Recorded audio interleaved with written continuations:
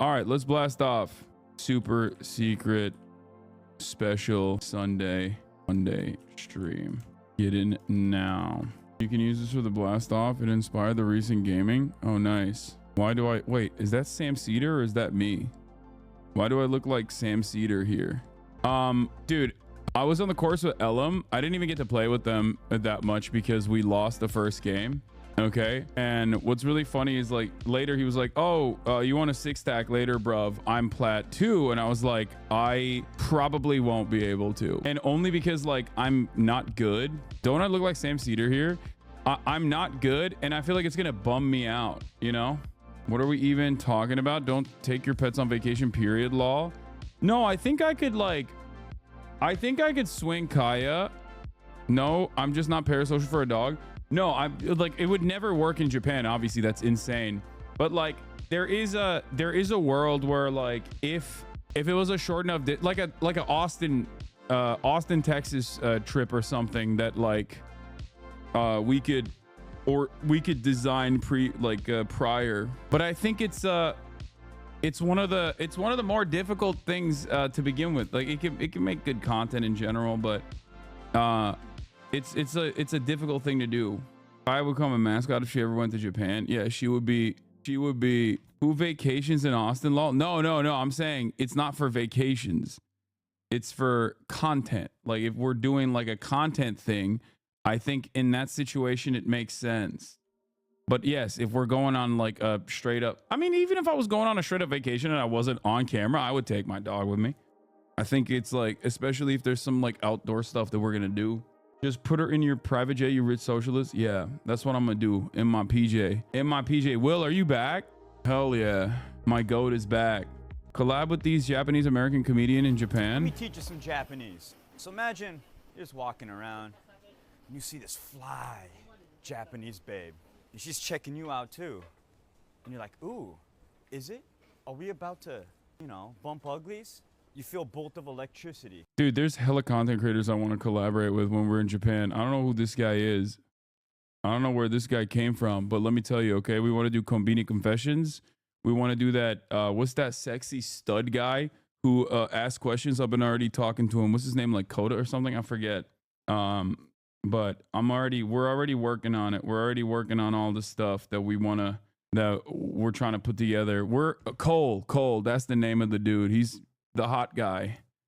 I really think his stuff is pretty funny. What's the name of his like actual big TikTok account? Not this. The process to import your dog to Iceland was so stressful. The amount of bureaucratic hoops we had to jump through was insane. The amount of blood work, tests, meds my poor baby had to take was so stressful. But you're like fully moving somewhere. That's fine. Get some acronym for your trip to meet Kojimbo. Tokyo Confessions or something. You said hot, bro. Yeah, this dude's hot. What do you mean? He's like a hot guy. He's a model, I think. Literally. Like he's a hot guy who always talks to like cuties on the street, and then they're always like putting his microphone in their mouth. You have to do all that stuff even if you're just visiting with Kaya. What? I want to also listen. The person I really want to link up with is Yasuo. I really want to link up with this guy. But the problem is I maxed out on the amount of DMs I sent him. This is the guy I love, and I've messaged him before. Like I really want to link up with him and I want to ball with him. That's my dream, okay? But the problem is he has not responded to my messages, okay?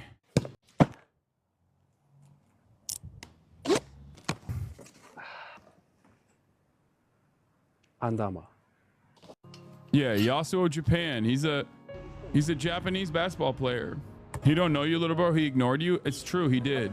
Oh, Tokyo Sims. This is the Okane kasegu. Watashi wa star. Okane kasegu. Is this the other guy on the account? They do this. Okay. Anyway, collab with Kaizen. Who's this? Oh, this guy. This guy's funny. Okay, so listen, we're not going to collaborate with every Tokyo-based content creator. Okay, calm down. But what I do want to do, however, is a couple things that we have within our reach that we haven't actually full-blown been able to put together. I do want to interview like a Yakuza guy. I really want to interview a Yakuza guy, like really bad. And I have no idea how to do it. I guess like Joey Benzinger The anime man, he's been able to do that before. So we'll see if there's like a way to do that. But who knows? Link up with Pewds to show chat reform is possible. Yeah, that's, you guys are doing pie in the sky crazy stuff. Okay. Then your best bet is the guy from the last clip. No, no, he's not. He randomly saw a Yakuza guy one time on the street. That's not like a guy who consistently is like hanging out with the Yakuza people. Why am I responding to chatters who are just like not even trying to bait me? They're just, sometimes you have to remember, Hassan, chatters are just sometimes stupid, okay? Current or former, it doesn't matter. I bet there's at least one Yakuza Hasanabi head. That would be so sick. I Show Speed got like full permission to stream all of One Piece, which I think is crazy. I don't know how he did that. The producer of One Piece, right? And chat, guess what she said? Guess what the producer of One Piece said, y'all? Which one? Live She show? She said she will let me stream all. She will whitelist my channel for me to stream all the One Piece episodes on my channel. How? So chat, I will be able to watch One Piece episodes without getting copyrighted on my channel. And chat, nobody never got that, chat. No, yo, chat, nobody has never. That is crazy. I mean, I'm jealous. That's incredible. That is years and years of content. I wish I could do that. Oh my God. I mean, congratulations to I Show Speed. He deserves it. It's like, I need to start doing backflips like ASAP. I need to learn how to do freaking backflips, dude. No YouTuber, streamer, Twitcher, whatever, chat. Nobody has never gotten that. I swear on my life. I swear on my life she said that. I have the vlog proof. The vlog is just not edited yet. But I swear to God, that's what she said. So, chat, that's going to be crazy, yo. I don't know what I'm going to do with that, chat. I don't know, yo, chat. I really haven't thought about what I'm going to do with that. But, chat, it's yo, chat. That's going to be crazy. And that, chat, that came from the producer of One Piece. It came from the producer of One Piece. She's the only person who met Oda. This guy actually knows this Yakuza guy. You should link up with him. His English is good. I think he's Brazilian. Are you joking? Are you as a joke posting this? Like, this guy just randomly, this guy who does the funny thing, okay, in Japan, randomly met him on the street, bro. Is that a joke? Is what's going on a joke right now? Like, I just said that the dude, that dude probably doesn't know Yakuza people like that.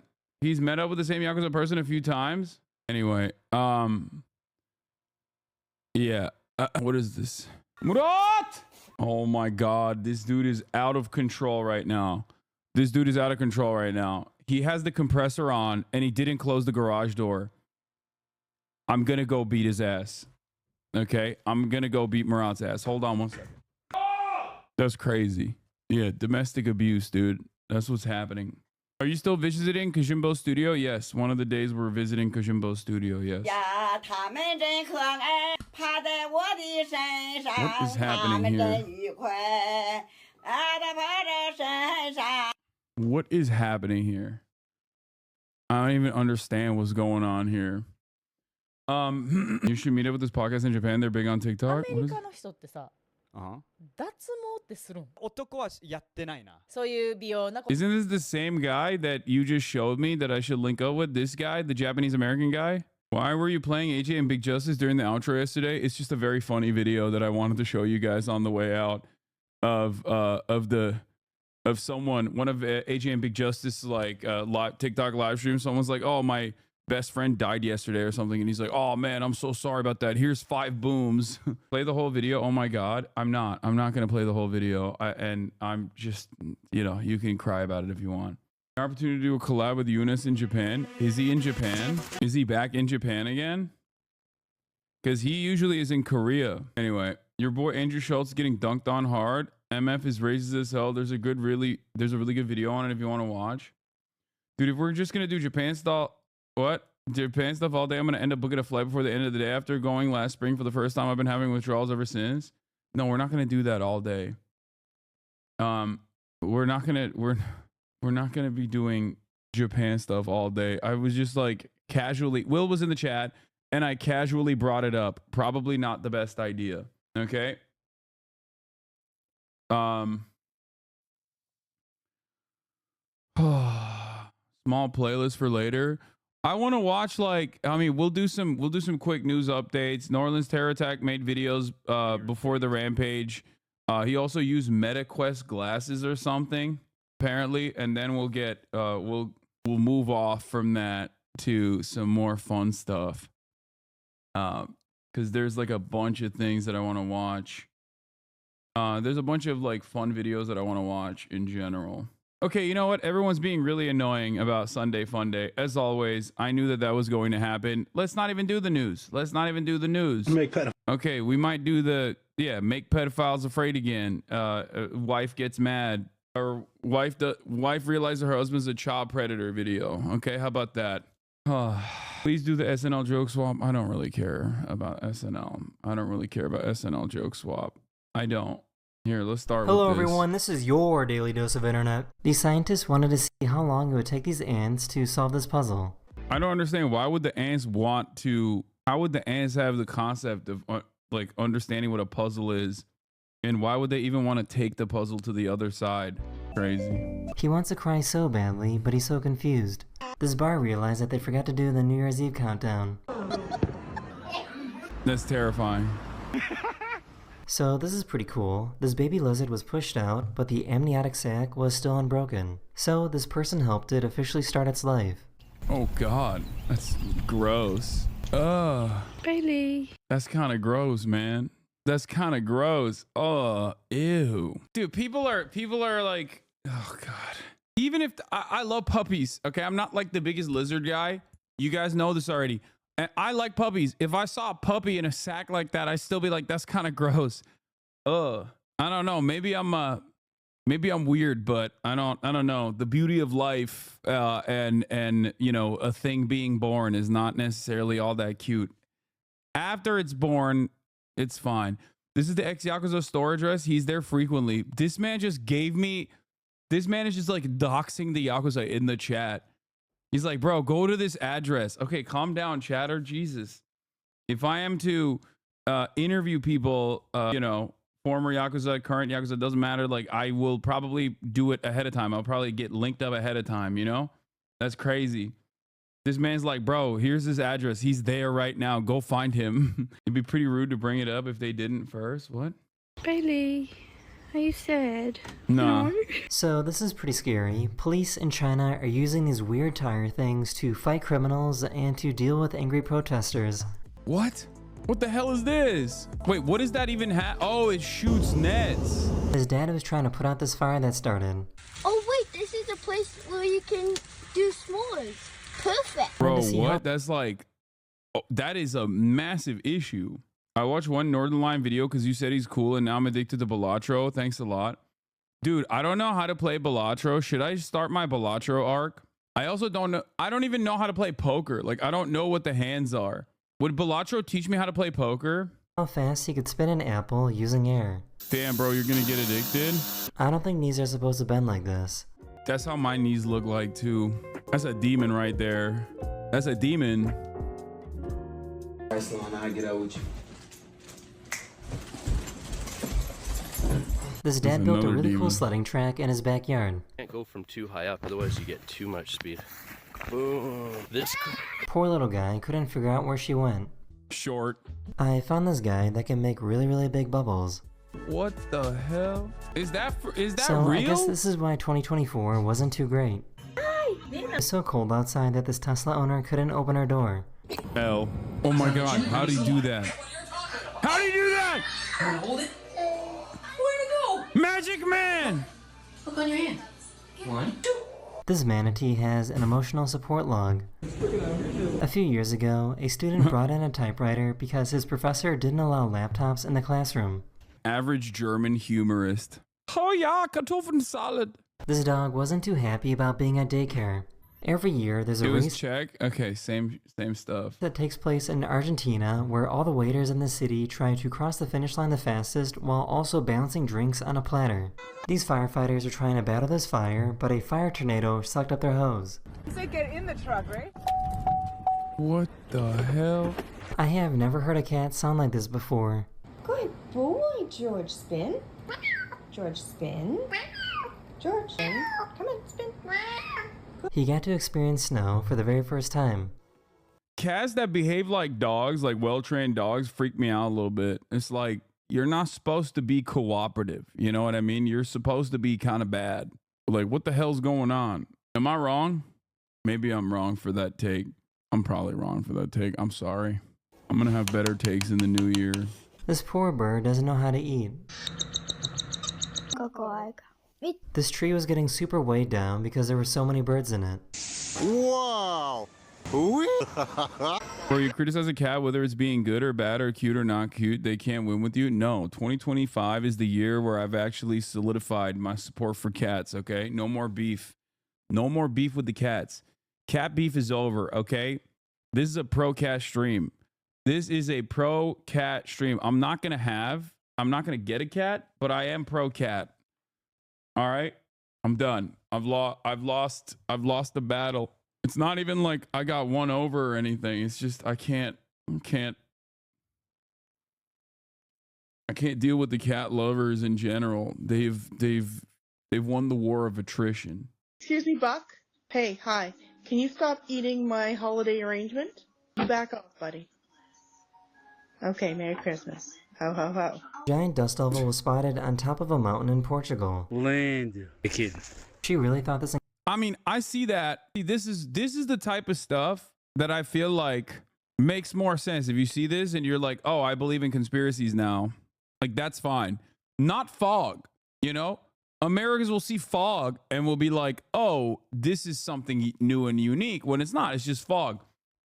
If I see that, on the other hand, I'm gonna be like, okay, there is a wind walker there. There is someone who has cast a very ancient spell. Very unusual on a mountain too. I've never seen something like this on a mountaintop where there's nothing else going on.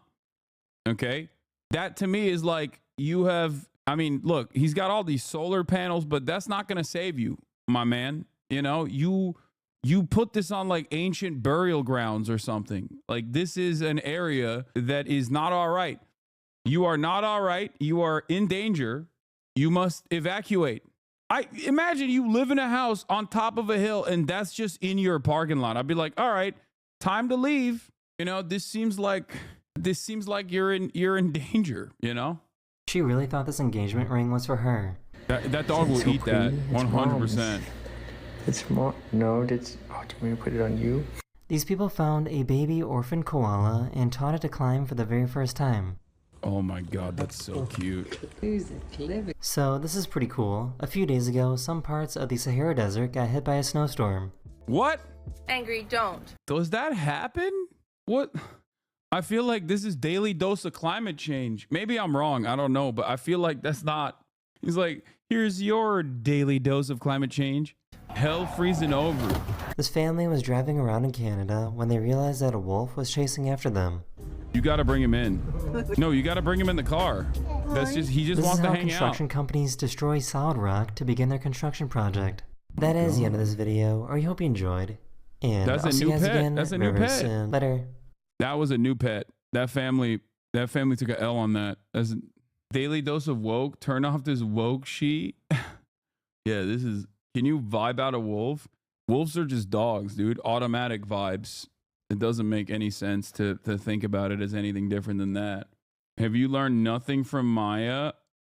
No. Why I've called you here, aren't you? Drew Gooden and Curtis made a self-defense video 8 days ago. They reacted to the best of self-defense. That's a new pet. You drink still water, I bet. What?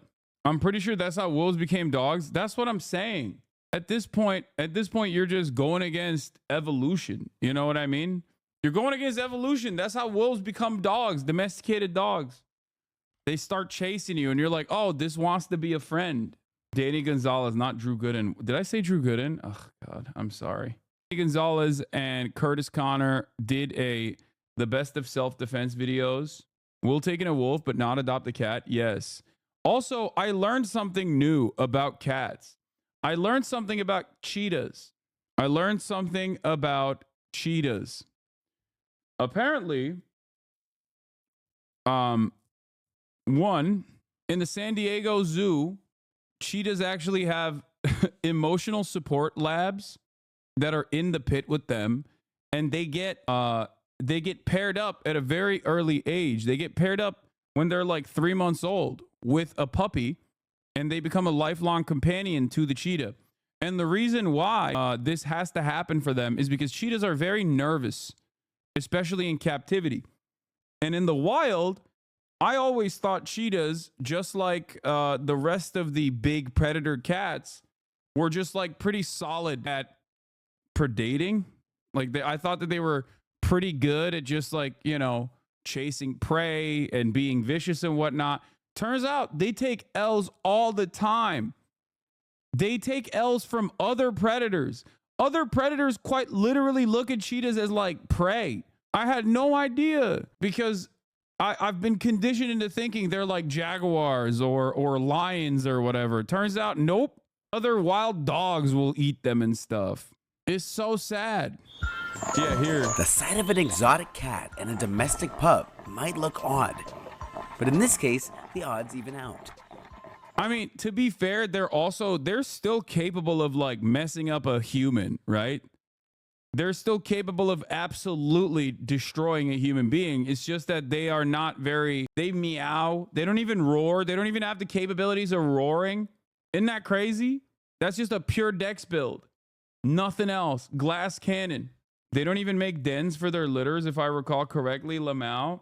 Cat people think we could chill with a big cat like how you could chill with a bear. Yeah, I think there is a even lower likelihood that you could chill with a big cat. That's the funniest part. Cat people are so funny when they say, oh, I could vibe out like, you know, a big cat, not realizing that a little cat, that if a little cat was the size of a big cat, they would kill you and eat you. Like your domesticated pet, your cat at home, if your cat at home was the size of a big cat, you would be dead. Okay?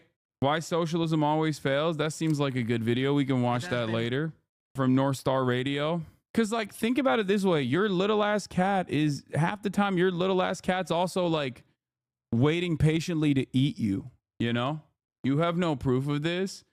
Yes, I do. The proof I have is that even your little cat will sometimes like mess you up. Cat people look at carousels as house cats just because of the big floppa videos, when in reality they get killed instantly. The medium-sized cats are the scariest ones, I believe. In a chill lion tiger, but a lynx will kill me. What? And dogs don't. I'm going to be nice about cats this year. Okay, that's just fair though. Am I wrong when I say this? Even little cats will sometimes like bite you or scratch you or whatever out of nowhere. Now, imagine if they were the size of a car. Okay, maybe not the size of a car, but like the size of a motorcycle. You're dead. Like, you know how hot and cold cats get sometimes? Like, can you imagine that being that cat being the size of a motorcycle? Like when they're nice to you, it's great. When they're purring and they're like, oh, brr, and they're like pushing their head against you for pets, and then out of nowhere, all of a sudden, they just choose not to be your friend anymore. It's over. It's so over at that point. You're dead. You're super dead. As the owner of a 4-month-old kitten, she bites me more often than not, so I fear you are right. Look at this video of Coots attacking Cutie. Coots, you trying to bite me? You trying to? Oh my! Oh.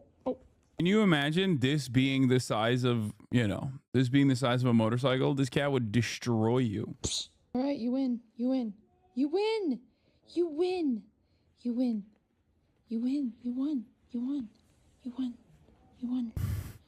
Let me out. Look how vicious that thing is. You can use that analogy for any small animal. You're using the same technique that you say Republicans use to describe basic medical procedures. Kittens are stupid babies. They haven't learned etiquette yet. That's why you shouldn't separate them from their litter mates and mom too soon. I worked in South Africa for some months at a wildcat sanctuary, and the cheetahs were the only big cats you could chill with most of the time. Cheetahs even purr like house cats. Yeah, that's what I've heard as well. My point is, even a cheetah has the capability of murking you, but the likelihood of a cheetah murking you as a human being is much lower than any other big cat. Our story begins with 7-month-old KJ. This adorable little guy was born in captivity as part of a cheetah conservation program. But sadly for him, his mother abandoned him. And also, apparently, the baby cheetahs look like honey badgers as well. It's like an evolutionary technique to try to make them look more menacing against other natural predators, and they still get murked.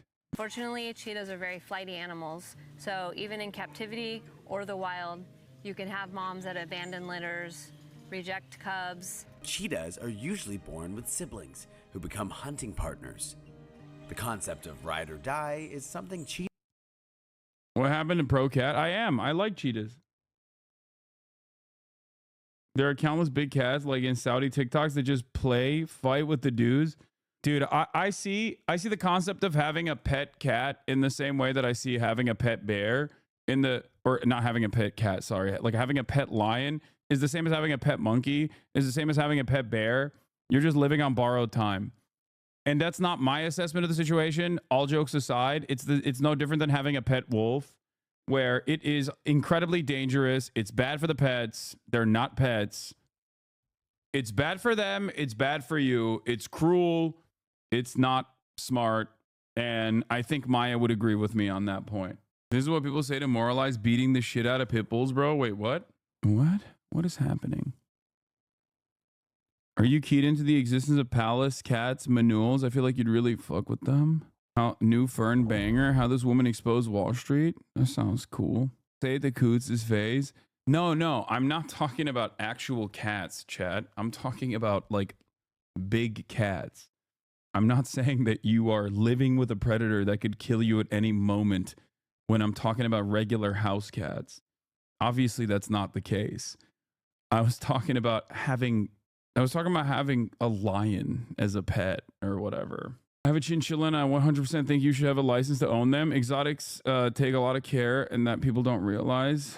I think maybe cat ownership kind of like the way, maybe cat ownership is no different to the way that, people that have small dogs don't actually feel the need to train them, right? And then because they don't train their dogs, they're usually like really whack. Like they exhibit really bad behavior. And I feel like that's probably the reason why there's like some cats out there that give cats a bad name. I don't know. I don't even know how you could, what is this? The Korean War by Indy Nidell. MacArthur planned a new Korea and China-Korean War. That's crazy that you just sent me this. Like, you're like, yeah, let's watch this. That's an insane video to watch. I was just listening to Blowback too. I was literally just listening to this plan. The actress Melanie Griffith had a pet lion as a child. Unsurprisingly, she got attacked by that lion. What is this? That would replace training with learning how to respect the cat's boundaries. Okay, cat owners, you're doing, you're being ridiculous. No, if you have a pet, you can teach a pet boundaries. Okay. What are you talking about? Why are you talking? Man, I said I want to be pro cat and you guys are making it so difficult. You're making it seem like it's a bad roommate, dude. Why are cat owners like this? I suspect that any animal, any kind of domesticated animal is capable of learning right from wrong. And it's up to you to teach them. It's up to you to socialize them. You know what I mean? And if you don't do that, then yeah, they're gonna exhibit bad behavior. People really be owned by their cats, not the opposite. Yeah. Fuck off and get on with Sunday. Yeah. Okay. This is the same people saying gators are cute and they love their trainers, and it's not true. I don't think that okay. I'm not saying that gators and cats are in the same category. At least cats are somewhat domesticated and dogs are fully domesticated. Gators are not. Okay, here, let's just watch Why Socialism Always Fails by North Star Radio. Said that some of you are communists. That is a very unpopular term today. The Soviet Union is a matter of practical fact. The practical fact known to you and known to all the world is run by a dictatorship. It shall be the policy of this nation to regard any nuclear missile. Isn't it crazy that all of America's enemies always happen to be totalitarian dictatorships? It's just crazy how America, regardless of how many actual totalitarian authoritarian dictatorships that they've aligned with, planted, armed, trained, defended. It's always the enemies that are secretly much worse. Much worse totalitarian dictatorship. It's so cool. It's convenient, and it's so cool that they're always on the right side. America's always on the right side of history, and our enemies are always on the wrong side of history. Launched from Cuba against any nation in the Western Hemisphere as an attack by the Soviet Union on the United States, requiring a full retaliatory response upon the Soviet Union. The Soviet Union is engaged in a relentless military buildup, overtaking and surpassing the United States in major categories of military power, acquiring what can only be considered an offensive military capability. Mr. Gorbachev, tear down this wall. During these last few months, you and I have witnessed one of the greatest dramas of the 20th century, the historic and revolutionary transformation of a totalitarian dictatorship, the Soviet Union, and the liberation of its peoples. Sadly, because Mr. Milosevic has negotiated agreements which he has then ignored, I have supported the NATO bombings of military targets. China is going to eat our lunch? Come on, man. They can't figure out how they're going to deal with the corruption that exists within the system. I mean, they're not bad folks, but guess what? They're not. I spent more time with Xi Jinping than any world leader had by the time we left office. This is a guy who doesn't have a democratic with a small d bone in his body. This is a guy who is a thug who, in fact, has 1 million Uyghurs in reconstruction camps, meaning concentration camps. This is a guy he's reconstructing them. He's constructing them and reconstructing them. It's crazy. He just keeps, he rebuilds them. It's wild. See what's happening right now in. You know, it's really cool that Biden obviously is the #1 defender of Muslims, as we all know. Famously, he loves Muslims and wants to protect them. And he has stopped Xi Jinping from the Muslim reconstruction that took place. Hong Kong. And Beijing's actions continue to undermine the rules-based order and threaten sovereignty of nations. Yeah.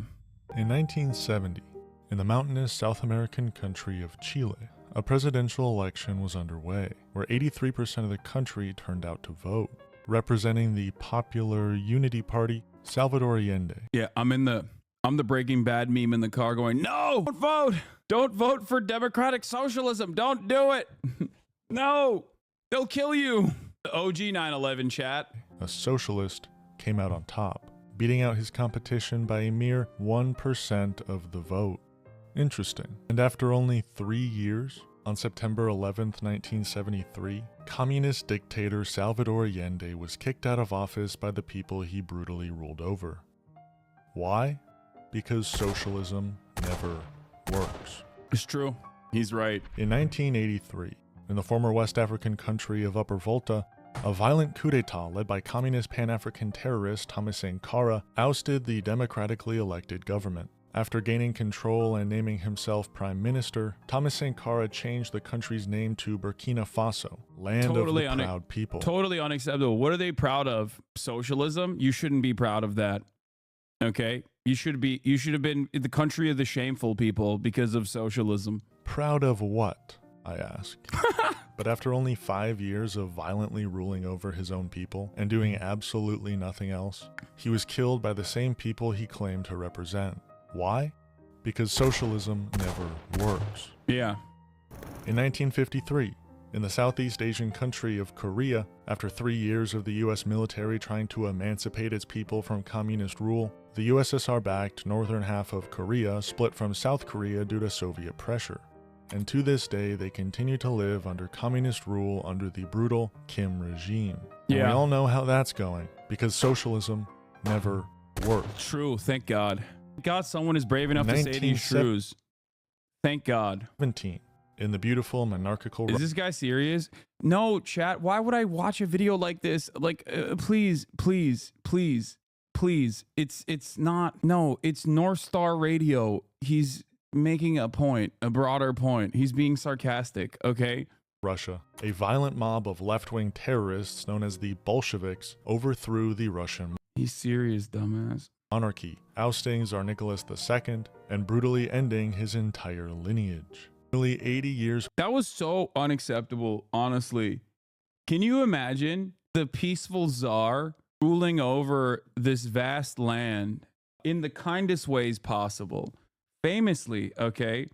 Famously a much gentler monarchy. And all of a sudden, these peasants, they just rise up. These people, they just rise up in arms and take up arms against the peaceful, benevolent monarch. Like, what has he done? Nothing wrong. Nothing wrong at all. And then they just have this revolution. Gross. Grow up, okay? Things would have been so much better.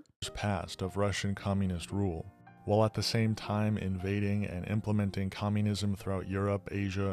Better an enslaved peasant in desperate squalor than a worker with pretty decent living conditions? That's what I'm saying, dude. What? Like, oh, what's next? You're going to talk about how the czar was consistently implementing pogroms? Like, ugh, whatever, dude. Some people have bad vibes, okay? Many of them happen to be Jewish. But the czar, he knew what was right from wrong. Duh. Some people are traitors. Like, what are you supposed to do? You can't go against the mandate of heaven.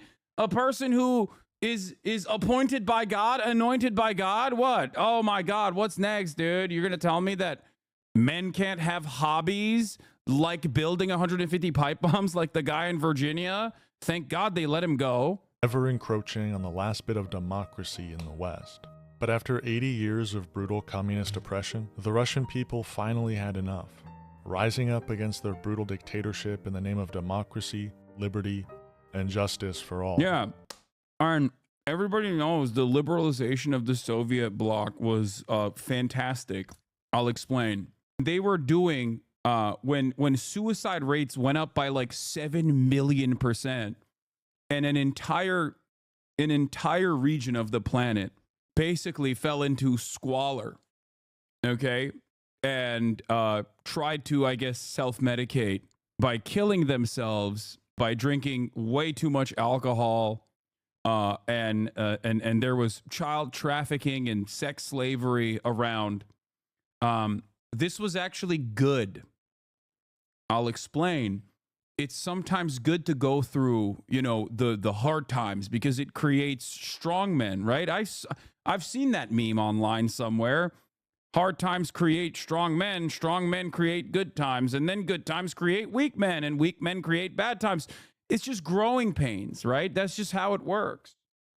Their decades of suffering were truly brought to conclusion by the destruction of the Berlin Wall and the liberation of West Berlin. How did the fiercest communist regime in the history of the world eventually collapse by the mere power of its oppressed people?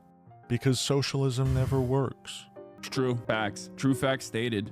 After the fall of the Soviet Union, one communist dictatorship remained in Europe, that being Yugoslavia, a land made up of several ethnic and cultural groups. But only a few months after the fall of the Soviet Union, Yugoslavia collapsed from within. Why? Say it with me now. Socialism never works. Socialism never works. Yeah, it's true. Gentleman from Vermont's recognized. Rest in power, Tito. I thank the gentleman for yielding. Mr. Speaker, the Constitution is very clear. It is the United States Congress which has the power to determine issues of war and peace and to decide whether our young men and women are put in harm's way. It is the President who is the Commander-in-Chief of the military. It is the Congress which determines whether we use that military. I have heard today that some people think that the U.S. participation in Kosovo now is unconstitutional. They're right. But the U.S. participation in Vietnam, Grenada, Panama, and many other conflicts which took place without congressional authorization were also unconstitutional. Sadly, because Mr. Milosevic has negotiated agreements which he has then ignored, I have supported the NATO bombings of military targets. Sorry, I'm stupid as hell. I'm still a normie, truly, but Tito was a dictator, right? I feel like saying that about, under American education, under Western education, saying that about like virtually every other leader that oversaw any sort of like socialist governance is understandable given how much education is out there talking about how devastating these guys were. But Tito is like famously one of those dudes that is supposed to be an in-betweener, you know, cooperation with the West and also cooperation with, to a certain degree, Soviet-aligned countries as well. It's interesting to say this about him ultimately, because it's like he was, you know, he was definitely someone who worked with the West a lot.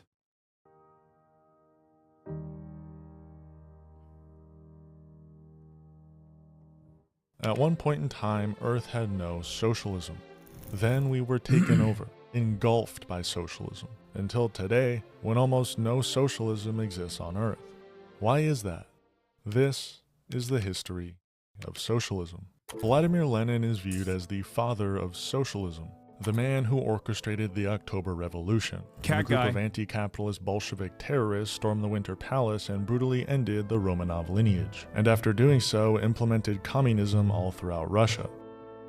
For the next 60 or so years, Russia was catastrophic for the underdeveloped world. Invasion after invasion, Russia was spreading communism all throughout the globe, like it was an infectious disease searching through every alley and stairwell for its next victim, steadily building what we now know as the Soviet Union. Spanning all the way from Soviet-backed North Korea to the Soviet Republic of East Germany, the USSR had a chokehold on freedom and independence, even going as far as to invade Afghanistan, an inhumane act for the sole purpose of spreading communism. This was truly a dark time in Earth's history. However, for whatever reason, one by one these communist dictatorships began to collapse, turning away from the dark side overnight. The USSR, done. East Germany, collapsed. Vietnam, cooked. Chile, donezo. Yugoslavia, bye-bye. And just like that, good was returned to this Earth. But that's easy. That's understood. That's just history. The reason I'm here today is to answer the one question that is on everyone's mind. Why did these countries collapse? How did these countries collapse? Did society just become lazy? Maybe no one wanted to work because everything was handed to them. Were these dictators hoarding all the wealth for themselves and their friends? A phenomenon all too common in the history of these socialist countries? And something that does not exist in capitalism, famously. Okay? Just want to reiterate the point.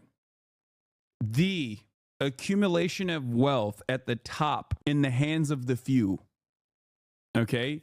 This famously is not a product of the dictatorship of the bourgeois. They know better. They are producers. They are wealth producers. They know what to do with the money. You and other peasants like you do not understand.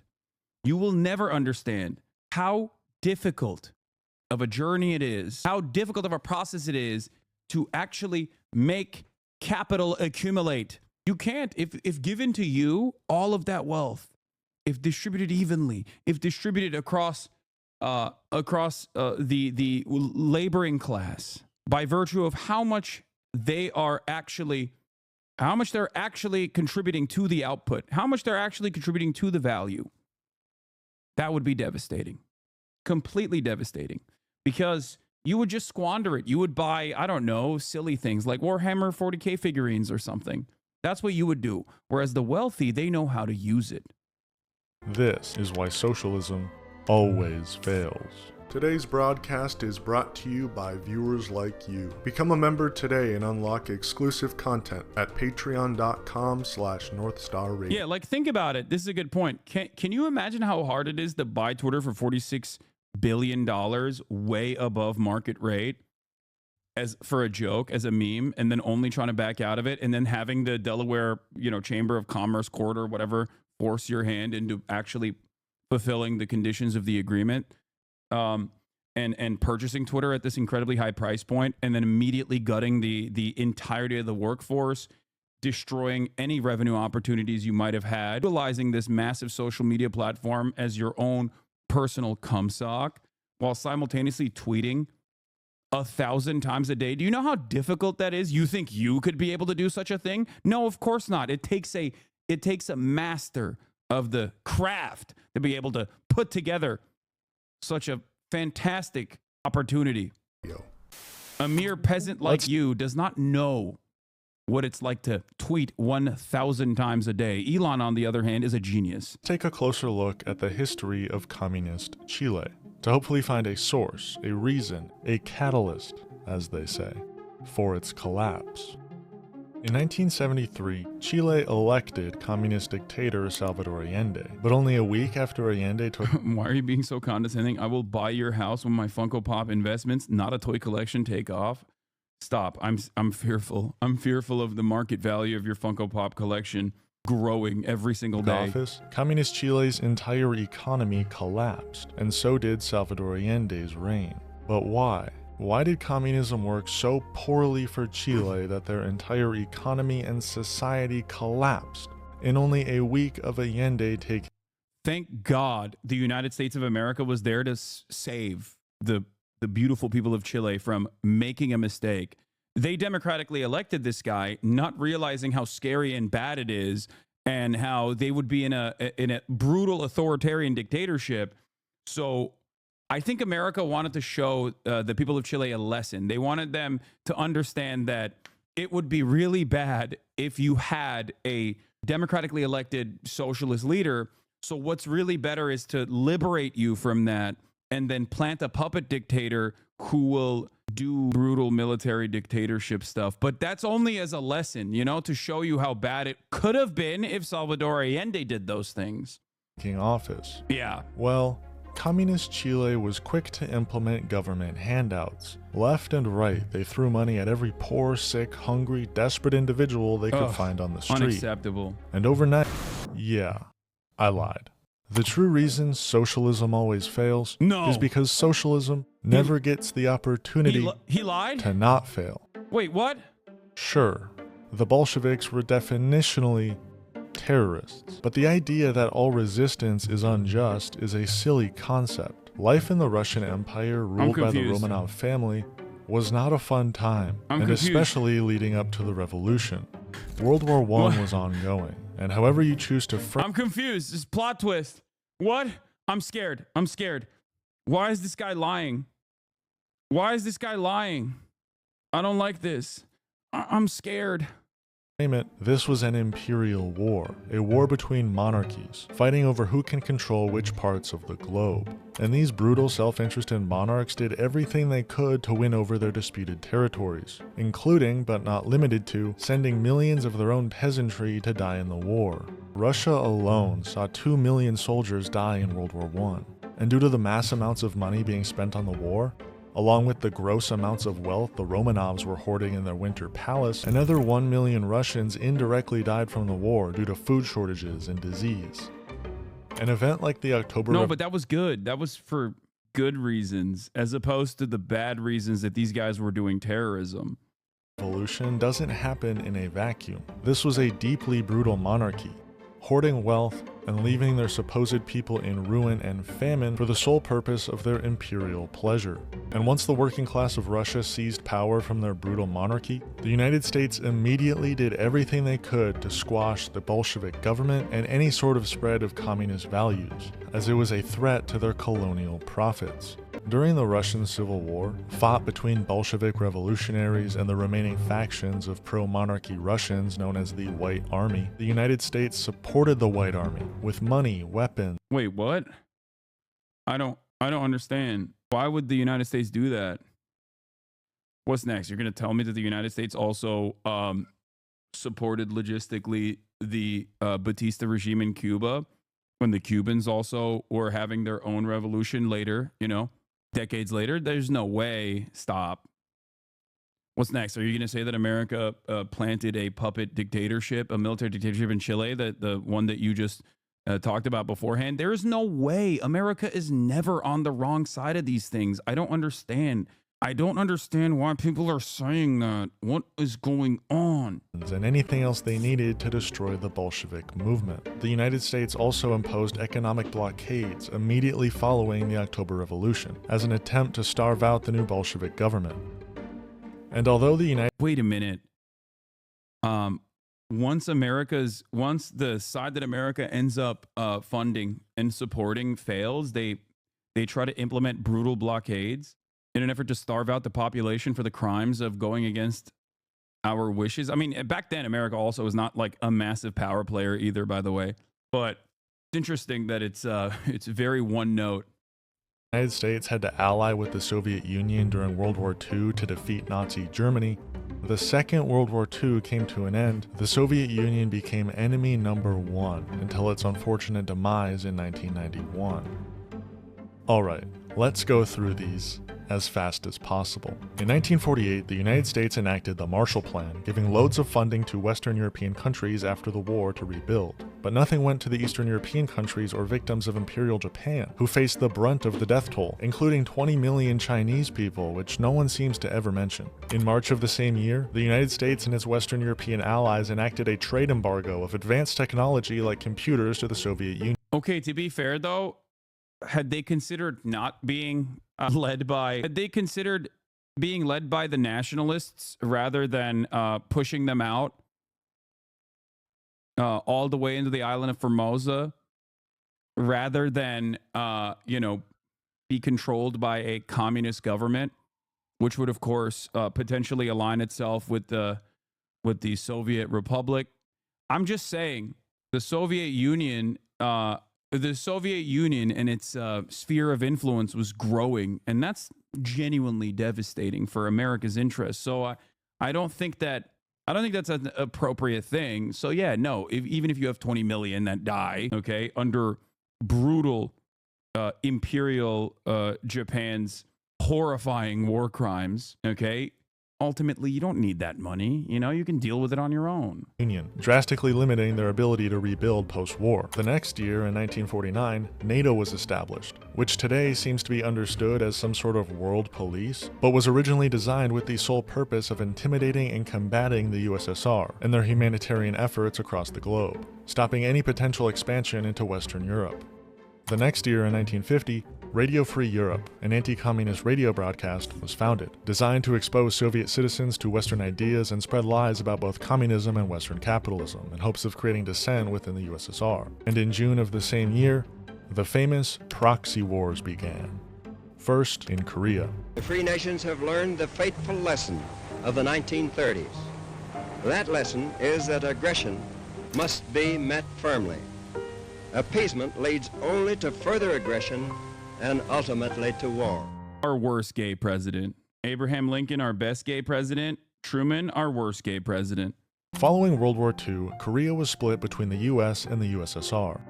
But when talks of reunification were widespread throughout the country, the United States installed a far-right authoritarian anti-communist president, famous for his suppression of left-wing movements and the Jeju Uprising, where 14,000 civilians were killed by the US-backed South Korean government. This obviously caused the USSR-backed DPRK, or North Korea, to invade South Korea, as its people were being suppressed by the United States. They were being ruthlessly slaughtered by the US-backed leadership. Though left-wing ideas and talks of reunification were widespread throughout the country. Also, speaking of Jeju, something that's really interesting about Jeju Island, aside from the fact that it was one of the areas that even the Republic of Korea at the time basically allowed to have people's committees and whatnot. Blowback, shouts out to Blowback Season 3, until they decided that it was actually too problematic and there was guerrilla warfare and they brutally suppressed it by, mass executions and all that good stuff. Jeju Island also happens to have, considering how, from what I understand, we've talked extensively about the misogyny in Korea. Jeju Island has a unique history where, what do you call it? There is a matriarchal family structure. It's one of the places in Korea that, in South Korea, that has a matriarchal family structure on Jeju Island. Even though it's basically like its old remnants are almost entirely destroyed at this point, but the female divers, the diving ladies, the sea women, Hanyo, did I say it right? It's the matriarchal structure that they have where women go dive and the men stay at home. My brother in Christ never thought what? How about James Buchanan? I'd say Buchanan is the most iconic gay president, but also the worst Lamau. My brother in Christ, never thought I'd see the day I disagree with you. Wait, about what? Just in the north. And after 3 years of brutal warfare, where the US carpet bombed the entirety of North Korea, targeting infrastructure, farms, government buildings, entire villages of innocent civilians, the war came to a temporary end with an armistice agreement. I don't have as much time as I would have hoped to go into the full. And in the process, they thought about, using multiple nukes both on North Korean soil. Instead, they just napalmed it, used biological chemical warfare, some of which they learned from the Japanese collaborators that they allowed to roam free without any sort of additional legal scrutiny for their war crimes that they committed in Manchuria. They also fantasized about using multiple nukes, both in North Korea, but then also in China as well. Full depth of Korean history, so I advise you to please look into it if you don't believe me. We then moved to Vietnam, where its people were attempting to achieve liberation and independence from France and other Western powers. Also unacceptable. But the United States had other ideas. However, the USSR supported them in their independence movement. Are you noticing a theme here? After 20 years of that brutal war, a war so unnecessary and resource depleting that it caused mass social change in the United States and across the world, we decided to venture into the Middle East, into the beautiful socialist country of Afghanistan. The United States funded and assisted insurgent movements like the Mujahideen as an attempt to overthrow the already existing Marxist government of Afghanistan. This led the USSR to send 100,000 troops into Afghanistan to assist the socialist government in their fight against these rebel groups. You're noticing a theme, right? The United States couldn't care less about Afghani rebel groups, or French collaborating Vietnamese people, or even Ukrainians today. The United States' entire goal in these proxy wars was to fight against the liberation of people under colonial rule, as once achieving emancipation they would side with the USSR, a nation who was actually supporting them in their emancipatory efforts. Socialism didn't work in Afghanistan, in Vietnam, in Korea, not because socialism never works, but because socialism never works when you have the United States Empire actively fighting against it by any means necessary. And don't even get me started on South America, a continent where between 1950 and 2019, the US supported 56 right-wing military interventions, all of which were to oust a left-wing government who sought to expel parasitic and destructive American companies. And yes, it happened in 2019, when the country of Bolivia tried to nationalize their lithium reserves. Elon Musk, someone who relies on cheap lithium reserves, pressured the United States to orchestrate a coup to oust the new Bolivia. I mean, I don't know how much Elon Musk individually had a say in this process, to be fair. Like, I think he was just flexing and being a douchebag, but I don't think he was like individually, he was like, yeah, we have to coup Bolivia because of lithium extraction. Bolivian president. And the same president, Evo Morales, I mean, who knows? He might have more of a say now in the upcoming administration. I mean, he certainly will have more of a say now, but just survived another assassination attempt. They can't get rid of the. But ultimately, the thing is, it doesn't necessarily matter because it's in line with the interests. It's in line with capital interests. That's it. That's what matters the most. That's what matters the most. And by the way, as always, Bolivia was presented as a people revolting against the brutal dictatorship of Evo Morales. Every single time there's any sort of minor mobilization against any kind of government that America considers to be a threat or a foreign adversary, our media immediately runs to say, oh, look, the people are finally rising up. And then even if it fails, and in some instances it does fail, okay, and the people actually do engage in popular mobilization against a coup, okay, that America is backing, there's rarely ever any coverage over the matter. It's like it's already resolved, you know? We already figured it out. We already know what happened. This man. But there is a silver lining in all of this. The United States can put its grubby little hands wherever it chooses to put them. squash whatever sort of movement that has any chance of limiting their global control. But what they can't do is beat resiliency, determination. In 1953, when Cuban revolutionaries violently took back their country from US economic control, chasing out the US-backed fascist leader, the United States immediately cut all ties with Cuba, not allowing them to do any business with American companies. My mom trying to romanticize Fidel Castro and Che, you are a moron. They killed so many innocent people. Yeah, it's really messed up. It's really messed up, dude. You're so right. How dare I do that? I'm a Batista enjoyer myself. They were also extremely racist. Yo, just like that. On the note, first of all, imagine being an American and saying Cuban leadership was extremely racist. Like, the Cuban revolutionary leaders were extremely racist. Literally, what are you saying? We're talking about the 50s in America. Hello. Okay. Number one, you're wrong. You're just genuinely wrong. Many people just simply point to not Fidel Castro, Che Guevara's writings early on when he was legitimately, he had like racist opinions. He spent the rest of his life liberating African nations from colonialism. You have done nothing to help black people. You are currently defending the American government, who was infinitely more racist than the anti-feudalist revolutionary actions that these guys engaged in Cuba, okay? While simultaneously talking about a guy who directly took up arms to engage, to help African nations against being victims of colonialism for the rest of his life. Ridiculous. Ridiculous making this statement. There is not anything, there's nothing that is further away from reality than this. Luckily, they had the USSR and were able to succeed as a socialist state all the way up until 1991 when the USSR fell. This period of time became very difficult for Cuba. They didn't have a greater power looking out for them from across the world, but they were resilient.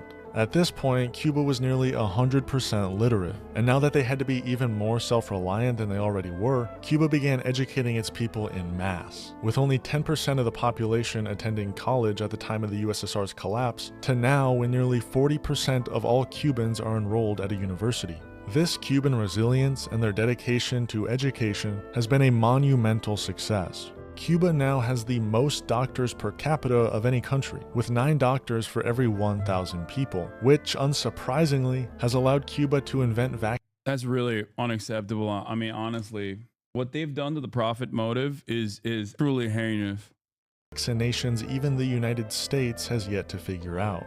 The COVID pandemic was uniquely difficult for Cuba, since people like Bill Gates refused to make public their vaccine blueprints, and Cuba couldn't buy the vaccines from the United I gotta go pee. States either, so they were forced to create their own COVID vaccine, and ultimately experienced a significantly lower death toll than the United States. This country gets terrible press, but North Korea has also been resilient.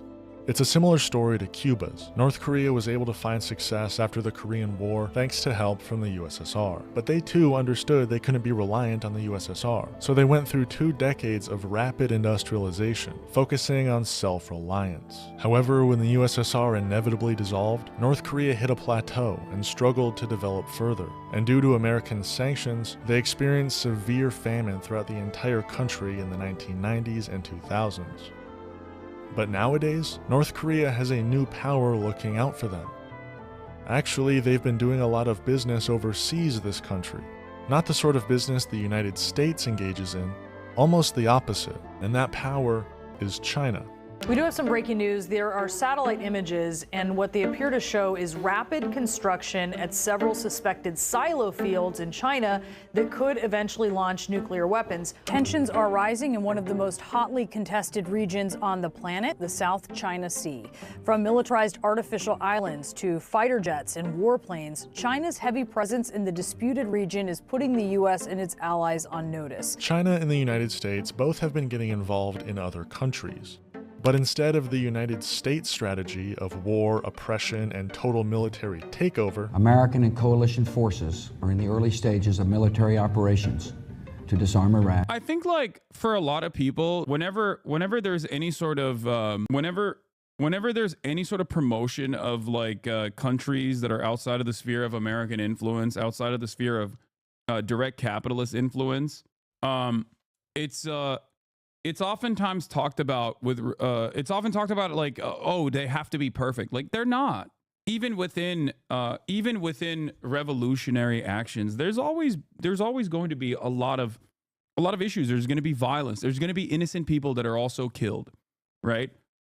For sure. I mean, there's also going to be issues of governance in the aftermath as well, partially as a consequence of the brutal sanctions regime implemented in an effort to punish, or even people go, oh, the intimidation China does to the Philippine government is uncalled for, though. Like that's another example, right? Like there are definitely things that other governments outside of the sphere of American influence engage in. I think that the threatening of the Philippines by the Chinese government is minor in comparison to other things that you can talk about with respect to like Myanmar, how China operates in Myanmar, totally self-serving, arming both sides depending on what their immediate needs are, right? Having said that, however, I think that it's not the expectation that we place upon countries that are outside of the sphere of American influence is that like they have to be perfect. They're not. Of course they're not. No government is perfect, right? And I've never made that argument that they are. But what I find really funny is that like people always just immediately hyper focus on all of the issues within the way that these governments operate, within the way that they've historically operated, especially throughout tumultuous times when they're rebuilding, right? While completely being negligent to America's global dominance for the past century almost.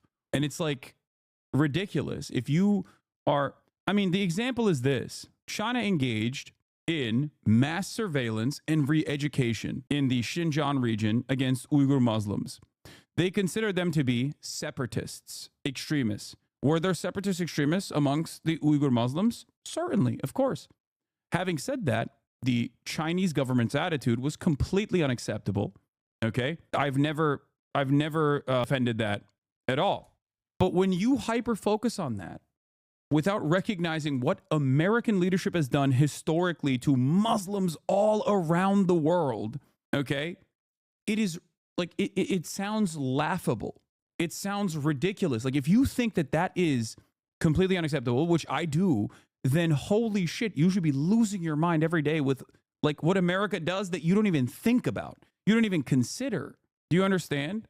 Like we never have that same standard applied that we do to our foreign adversaries. We never apply those similar standards to ourselves. And many people turn around and act like I am the one who's not applying any standards whatsoever to America's foreign adversaries when I clearly do apply standards to America's foreign adversaries. To free its people and to defend the world from grave danger. China has been going about it a different way, known as the Belt and Road Initiative. In order to expand global trade, China realized that investing in underdeveloped countries would allow said countries to spend, but never in its own country, thus creating an illusion of justice. That's also wrong. America never dominates in its own country is so laughable. The problem is American dominance on U.S. soil is invisible, and it's backed by a massively successful press apparatus that is also seen as invisible, both historically with American dominance against Native Americans or chattel slavery, but even in contemporary American society where we are so brutal, so ruthless to the poor. Like, I'm not even talking about the indigenous people when I talk about like American dominance against, you know, entire, not explicitly like Japan concentration camp in the U.S. I mean, state violence via evictions through capital prisons. Exactly. I feel like the American government does untold amounts of structural violence, but that is completely invisible is my point. It's not seen as like direct violence. Whenever there is some sort of direct violence, like whenever there's any sort of like direct violence, it's always done in the hands of the police, for example. So it is normalized. It's considered to be like totally valid, totally appropriate. We talk about camps, for example. We talk about gulags and whatnot. America has the highest prisoner per capita on the planet. We have, behind bars, a quarter of the entire planet's prisoner population. A quarter. One out of every 4 person that is currently jailed behind bars is jailed behind bars in the United States of America. We still have legal slavery in the United States of America. It's legal as a mechanism of punishment. As a matter of fact, the state I'm in right now, the state of California, voted to reaffirm that right to continue utilizing slavery in the state of California as a form of punishment in this last election cycle. California is supposed to be so woke and so progressive. This is the problem. American violence is always invisible, is brushed aside, or the people that we enact this violence against, our own neighbors, deserve it. That's what we're taught to think. When our foreign adversaries do it, it's unimaginable cruelty. That's why I always joke around and say, like, I love those memes about, talking about American society like I'm Beyond Me Parks, but for America, Money on China, investing in ports, highways, airports, railways. These investments help both the country receiving the investment as well as China. Some people criticize China for the Belt and Road Initiative, claiming that it ties down poor countries to China, forcing them to pay back loans that their unstable economy makes difficult to pay back. But what would you rather have? A global power invading your country and changing the government leadership overnight to crack down on left-wing liberation movements? Or a global power investing in your infrastructure, with the purpose of your country being able to better participate in global trade, ultimately growing your economy and creating opportunities that had not previously existed? Socialism has loans, by the way, that even American capitalists have come to recognize are infinitely more favorable in their conditions than the Chinese loans. Something that we're trying to fix here in the West is by trying to offer better loan conditions. Has worked. It worked for every country that's tried it. Yes, 17 different loans were forgiven by China. The inevitable reaction by the United States. But when people try to argue that socialism never works, they're really admitting that as long as there is a global network of American-backed leaders, allowing for the continuation of America's pillaging of the Third World, as well as a vast collection of American military bases all across the world, socialism can never work. It is always in the best interest of imperialists to squash anti-imperialist movements, especially when that movement is taking place on the largest deposit of crude oil in the entire world. Thank you for watching North Star Radio. Peace and love. Free Palestine. Have we ever tried to meddle in other countries' elections? Oh, probably. But oh, man. It was for the good of the system in order to avoid the communists from... Did you mean wage slavery or prison complex slavery? No, prison complex slavery, not wage slavery. Wage slavery is a separate one that we also try to talk about and try to abolish. How the U.S. destroyed more than socialism in Chile. Project Cybersim by cool former right, now socialist YouTuber overzealous. No, I don't want to do that. Are you stating that the loans handed out by China are more fair than the ones handed out by our financial institutions or the loans given out by U.S. to other countries? No, I'm talking about the IMF and the World Bank. IMF loans are significantly worse than Chinese loans. In the developing world, IMF loans are a death sentence and people are genuinely afraid to get them. It was a celebration when Thailand fully paid off their IMF loans. There was a bad empanada video about going over the Cuban Revolution, I think, that we can watch as well. Where is it? Not the one about how Cuba works, but Cuba. Was it the one about how Cuba works? Damn, he's done a lot of videos on Cuba. Debunking the claims made about Che. What is it? Che Guevara homophobic and racist? A response to Steven Crowder and Prager U. Do you stay hopeful that there's a future where we recover from the shit show that's happening in real time? What? There's a reason Chinese people aren't the one doing this video, by the way. Just saying. What? What are you talking about? Video. Did you see this Switch 2 Joy-Con leak that may be confirmed via warranty? No, I haven't. Do your eyes ever strain looking at streams so long? No. Who are you excited to see at the Golden Globes? I'm not. I don't care.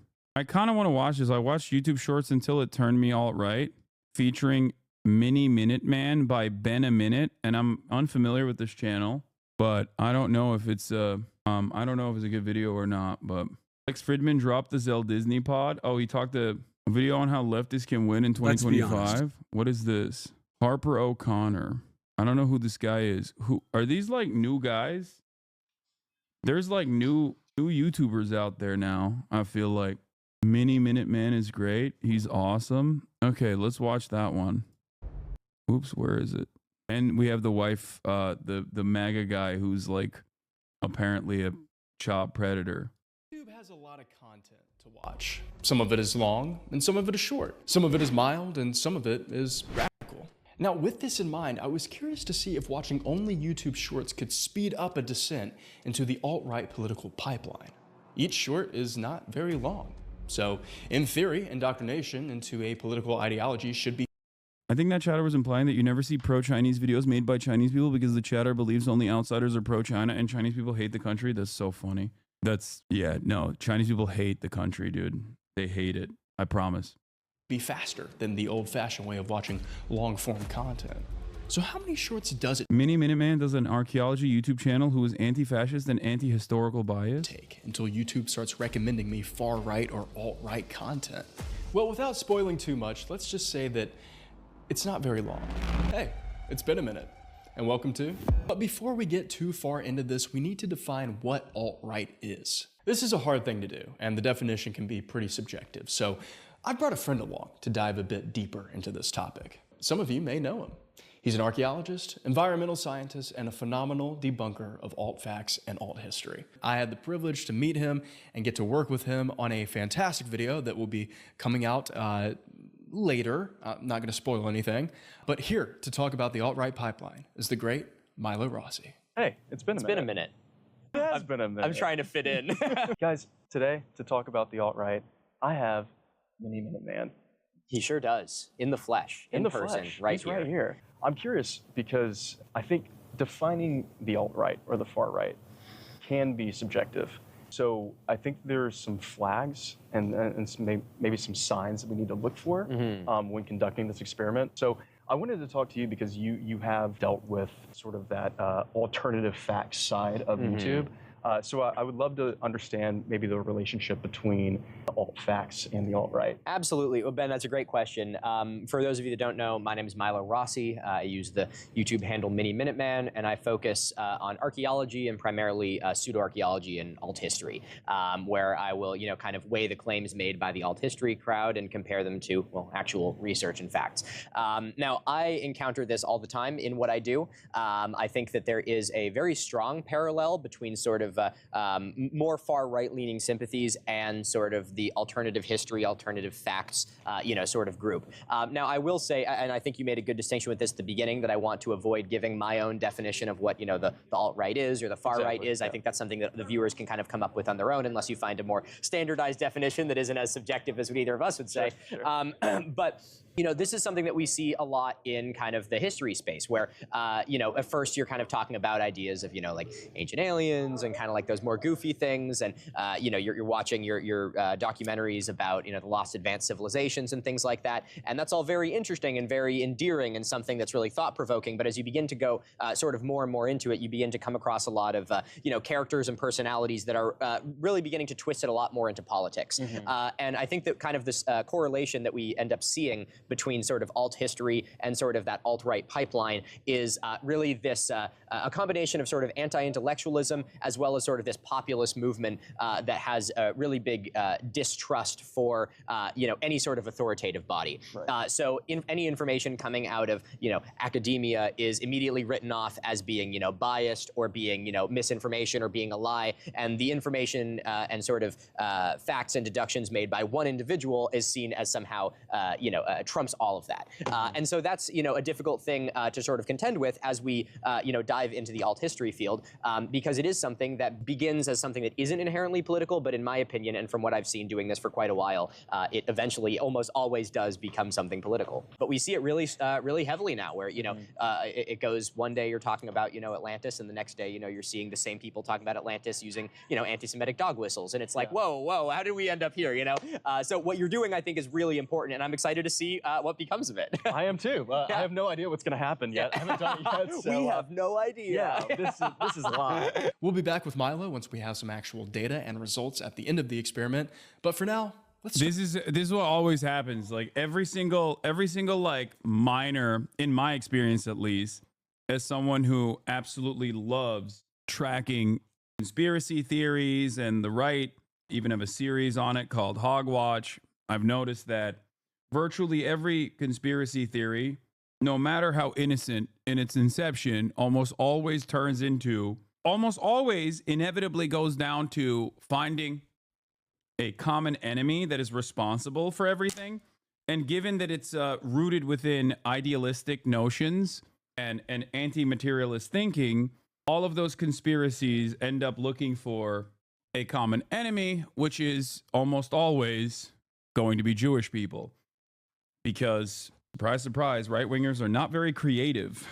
And they always go back to the oldest conspiracies you can go back to, which is always Jewish people. Start getting things set up. All right, so we're gonna make a brand new Google account. We're gonna do Jane Doe. Do September 11th, 2001. Rather not say. The fun part about doing this with shorts is all I have to do is just click on this shorts tab right here, and we're straight in it. I don't have to search for anything. I don't have to like figure out where to start this experiment, because it's just gonna put me straight into a short. And then I'm gonna be in that short and see how long it takes for YouTube to suggest right-leaning shorts. Bon voyage. Here we go. Alphabet, Glinda. Alphabet, Glinda. I'm a witch and I'm... How fast do we think he's gonna start getting fed right-wing content? I don't think this is right-wing content, but we'll see. Okay, all right. You may have already seen the video, but a few months ago, I conducted an experiment where I made a brand new YouTube account, enabled incognito mode, we'll get back to that in a minute, and auto-played long-form YouTube videos indefinitely to see if the algorithm eventually fed me far-right content. Now, I'm not gonna spoil the results from that video because you should definitely go watch it after this one. However, a lot of you in the comments pointed out some flaws with my methodology that I will be addressing and fixing for this go around with the YouTube Shorts. So here are the guidelines and changes I've made for this experiment. First things first, I will be using a VPN to hide my IP address. And on top of that, I'm using a private browser called Brave. None of these are sponsors, by the way. It was honestly a perfect opportunity for them to be, but they didn't respond to my emails. So this video is not sponsored. But if you like the shirt that I'm wearing, and you want to go pick one up for yourself and support the channel at the same time, you can go to the store linked down below in the description. My dad helped me design these. He's an artist, and I think they look really cool, so I hope you like them too. Thank you so much for checking them out. All right, where were we? Oh yeah, a lot of you also pointed out that by not watching the videos in their entirety, I was influencing the algorithm via watch time. So today I'm gonna be watching the whole short all the way through before scrolling on to the next one. Thank God they're not longer than a minute, or this video would probably take until the 2028 presidential election. Oh, what's that? They can be up to 3 minutes now? Awesome. God, I should have done this months ago. I will also be taping up my camera and my microphone on my computer, and I also want to make sure that I'm not muting any of the shorts while watching them. All of this could influence the algorithm, so I'm going to take all of the precautions. I'm not messing around this time. Also, if you see me looking down writing something, it's me tallying and keeping count of which short we're on. What is this music over Sully? The best plane movie. What's your favorite plane movie? This is so funny. I think I'm gonna go ahead and say this is the first foray into like kind of right wing. Okay.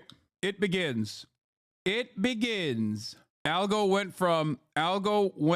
from Sully to like we're teetering on the edges. Let's see. I think we've gotten the same song. It's the Lady Gaga and Bruno Mars "Down Wait, with the what? Smile." Never mind, I was wrong. What is the Sean Ryan show? Oh! There it is. There it is. Okay. Nope, that's it. I pulled the trigger too soon. I said like, I thought it was like the Dirty Jobs guy. I was wrong. He is right wing. The dirty, isn't it? The Dirty Jobs guy is like an overt right wing content creator. Sean Ryan, though, it's over. Yeah, I thought that guy was Mike Rowe. I was wrong. Lord, just as David called upon you in his We're time getting of a little distress, Jesus blessing, guys. now, who are my We're defender on and my Jesus refuge in shorts. trouble. It's done. He's already firmly in the right wing orbit. And it's so funny because he doesn't even realize, because I don't even think he knows who Sean Ryan is. But he's quite literally firmly planted in the right wing pipeline already. I wonder what video it was, what number it was, like which short was the first Sean Ryan one. But that's it. It's over. He is now officially in. I think it was like the fifth one, basically. If he didn't cut any of them, standard default YouTube loadout, you come in with a VPN. It took 5 videos for you to see a Sean Ryan short, and you're already on the funnel. 6th video was basically a Christian thing, like Christian gospel thing. The algo is trying to figure out what you're interested in. Sean Ryan show. Okay. This is another Sean Ryan show clip. Where's your intersecting sector of fire? I don't know what that is. I wish I knew who that was. And we're at a bomb maker's house. I guess I'll find out. Well, I did find out. Now, I didn't know it at the time, but after doing a little bit of researching, I discovered some interesting things about the Sean Ryan show. Sean is a former Navy SEAL who has his own podcast where, quote, you will find war stories, self-help, and funny product reviews. Sounds pretty cool, right? But what he doesn't say in his bio is that just a few weeks ago, he had on Pete Hegseth, Trump's current pick for the Secretary of Defense, who is an alcoholic, an alleged rapist, a Christian nationalist, and, what else? Oh yeah, and also his own mother called his behavior towards women despicable and abusive. During the podcast episode with Pete, Sean didn't question him on many of these things. Instead, he painted him in a very positive light, and they had a good old time chit-chatting about how sick being in charge of the largest military in all of human history would be. Yeah, sounds badass, dude. Cool. Now, I know what you're thinking. That's just one guy on the podcast who happens to lean to the right. Yeah, you're right. Right. But what I forgot to mention is that just in the past 6 months, he has also had on Tulsi Gabbard, Megyn Kelly, Kash Patel, RFK Jr., Tucker Carlson, Vivek Ramaswamy, Jordan Peterson, JD Vance, Donald J. Trump, and for all of my Google debunkers watching this, pseudo-archaeologist Randall Carlson. So yeah, there we go. It took only watching 48 shorts to get to one that was promoting the far right. Maybe not directly, but one click on the Sean Ryan channel and 2 podcast episodes later. Oh, so it cut. So it wasn't like the 5th one. That's why I said, I don't know if he like cut how many videos he watched. Later, and now I think the pyramids are actually ancient power plants and that undocumented migrants have caused the housing shortage. All it takes is just one suggestion from the algorithm. This is why it's called a pipeline, and boy did that not take very long. No wonder they call them shorts. Now let's take a step back for a moment. Remember, I didn't know any of this about Sean Ryan at the time when I was recording, so I didn't realize what had just happened when I got these shorts recommended. From here, I was unknowingly put on a path that was not only right-leaning, but also, maybe unsurprisingly, very, very, very Christian. So, let's see where it ended up taking me. My ways higher than your ways. Thing that you're worried about? I love AI Jesus. That's right. Everyone, please bow your heads and join together in prayer because we got AI Jesus. Is this a Bible verse or is someone just talking about something? Oh, and plenty more movie edits as well. I'm so glad the exposure got turned up to 115 on here. It looks a lot better than the original color grading of the movie. Then seemingly out of the blue, my YouTube algorithm decided to throw a wild card into the mix. I really don't know what led us to getting this short because the only shorts we had been watching all day were mostly Christian cooking and movies.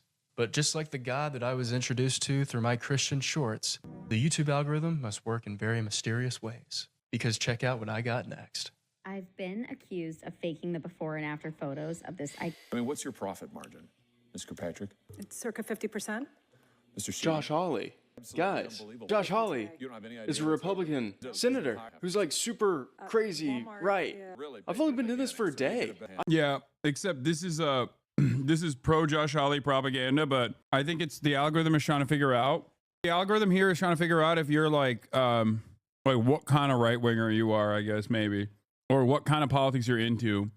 The video itself is pro Josh Hawley, yes, because Josh Hawley does famously laser these corporate demons. Very famously does so in these settings, like all the time, specifically for these kinds of videos, mind you.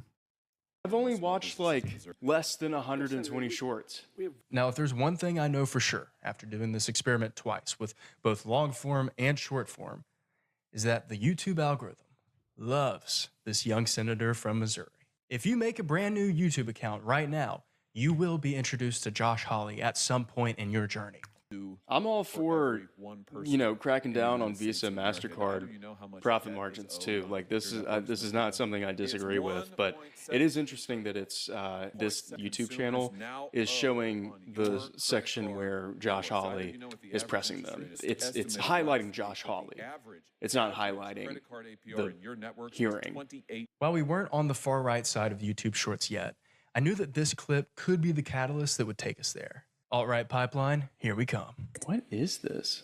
Everything that you sow, you will reap eventually. Yeah, just kidding. We got more Christian shorts. Get ready for your blessings. Okay. God is making. And I mean a lot of Christian shorts. Look at this. Hey, yo, we got a melon raid. Shouts out to the melon boy. Thank you for the raid. We're currently watching a YouTube channel that I was unfamiliar with called Been a Minute. I watched shorts until it turned me alt-right, featuring Mini Minuteman. Now, this video came out 3 hours ago, which is precisely the reason why I ask, nay, demand the clip channels not to upload a reaction to this video. I want you to go and watch this video. I want you to go and support this channel. I do not want any of the fan-made clip channels to upload a reaction to this video. Okay? It's only been out for 3 hours. I didn't even realize it was only out for 3 hours. I wouldn't have started this journey if I knew that it was only out for 3 hours. Link it. We do link it. It's probably, isn't it already? I'm surprised that they are not. I will postpone. No, do not upload my reaction. Do not upload my reaction. I hope they copy strike you if you upload my reaction. Anyway, go like it and go show support to this channel. Those pecs. My children need to eat. I need to post Hasanabi industrial complex edits. Okay, well, your children are going to suffer and starve if you upload this video, because I will come after you. You can upload a short if you want to of me reacting to a moment from the video, but if you upload a full-blown video reaction of this, it might have the capacity to push this out of the algorithm.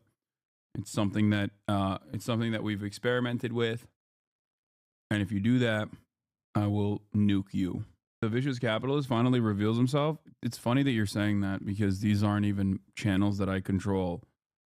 I'm urging them to abide by the most ethical standards possible. Anyway. Also, speaking of these Christian shorts, I get them all the time. And unlike It's Been a Minute, I actually do love them. I love Christian talk. I love my Instagram reels, especially. I get them a lot on Instagram. I love them. And even my TikTok has actually become wise to the enjoyment I derive out of these types of content creators, because I was watching on my TikTok For You page a random TikTok streamer who was playing Fortnite while singing Christian gospel songs, and it is amazing. It's just like, it's so sick. I love looking into the world of a person that is so far out from the way I see the world, like so unimaginably different than myself. Like, how can we both be living on US soil and just be so far removed from one another in the way that we see the world? That's fine too. We're going to keep going. But then from the Christian shorts, we started to get recommended motivational shorts. Life isn't a movie. You need to have a plan, have an artist's ambition, but an engineer's mindset. Which, from my experience, aka being an impressionable 20-year-old online back in 2016, can definitely have a strong connection to some right-leaning internet personalities. Oh yeah. I feel like the whole motivational side of shorts, which I just got, could definitely lead into like the Jordan Peterson, like, make sure to make your bed every morning and then from there you can get stronger. So I was interested to see if these figures like Jordan Peterson or Joe Rogan would pop up anytime soon. For what is your life? It is even a vapor that appeareth. Oh yeah, and then we got more AI Jesus. I hope this isn't the first thing I see when I die. But then we got what I believe was the most impactful short out of this entire run so far. This one.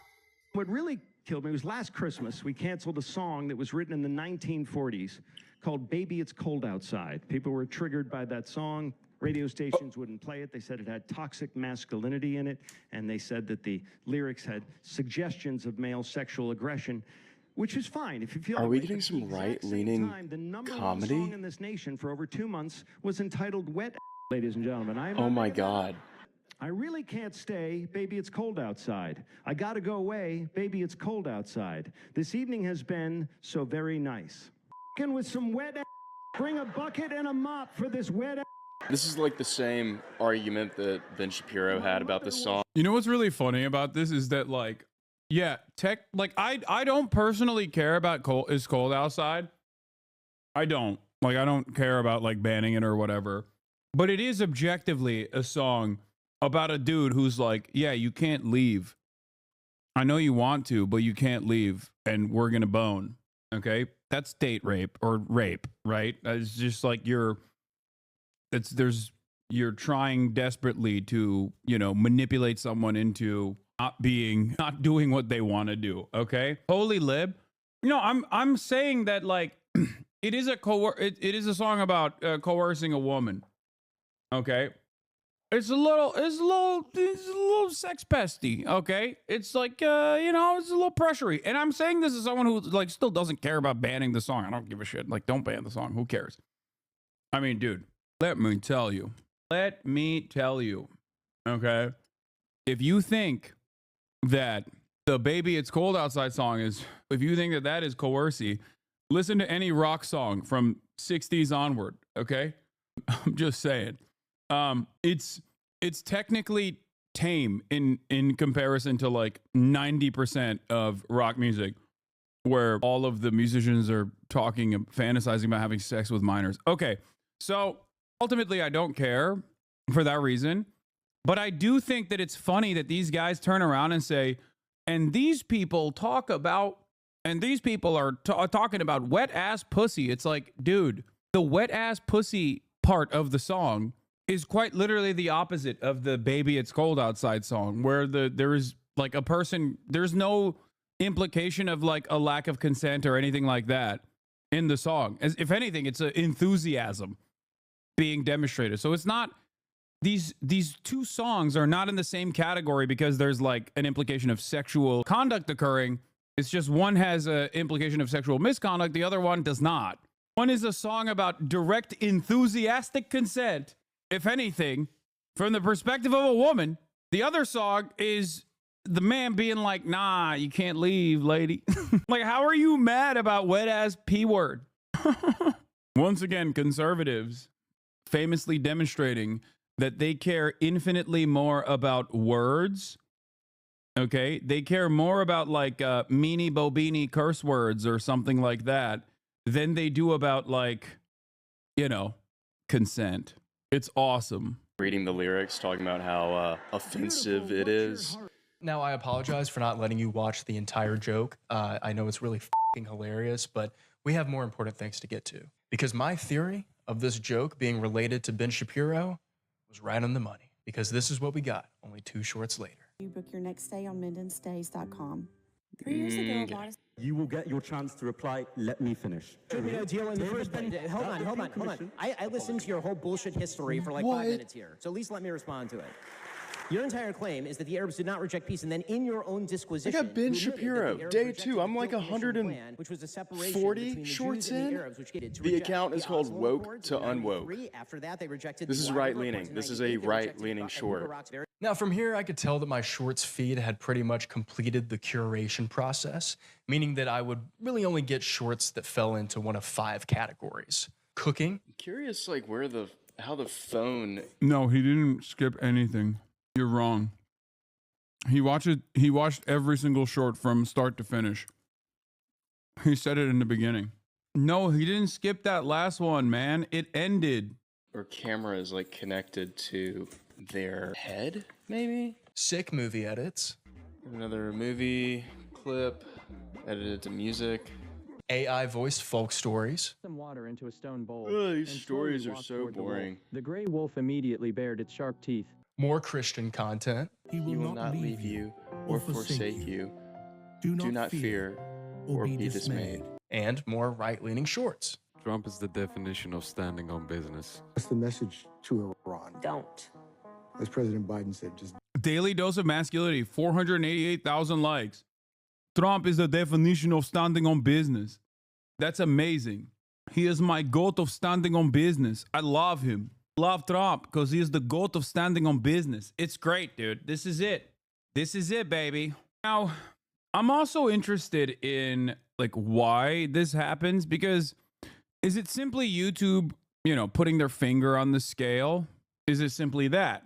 Or is it that right-wing content is more eye-catching, more interesting, and it creates more time spent on the internet, like time spent on the platform? And the algorithm rewards videos that put you down a pipeline where you are spending more time on the platform? Is it also the vast quantity, not even quality, but the quantity of right-wing content that is readily available on every orifice of the internet? Partially because right-wing independent, in air quotes, independent content creators are backed by big donors in general, when there is no such left-wing equivalent, and that then it turns into a self-fulfilling, and not a self-fulfilling prophecy, but like when you have more right-wing content, because there's initially more money to like put out more right-wing content because they value propaganda a lot more than leftists even care to understand or consider. I think the algorithm is boosted because there's so much of it, so it's presenting more right-wing content, and ultimately more people see it and then organically create more right-wing content because they don't really have a genuine political framework that they operate off of and maybe just want clout.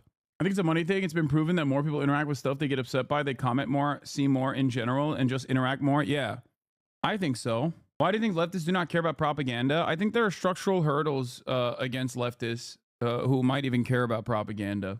I think the number one reason is the structural hurdles. The number one reason is obviously a century of Red Scare, anti-communist, anti-socialist propaganda, and the dominance that American empire had over any sort of leanings towards progress or socialism globally. We are living in the heart of empire, obviously, so that like played a big role.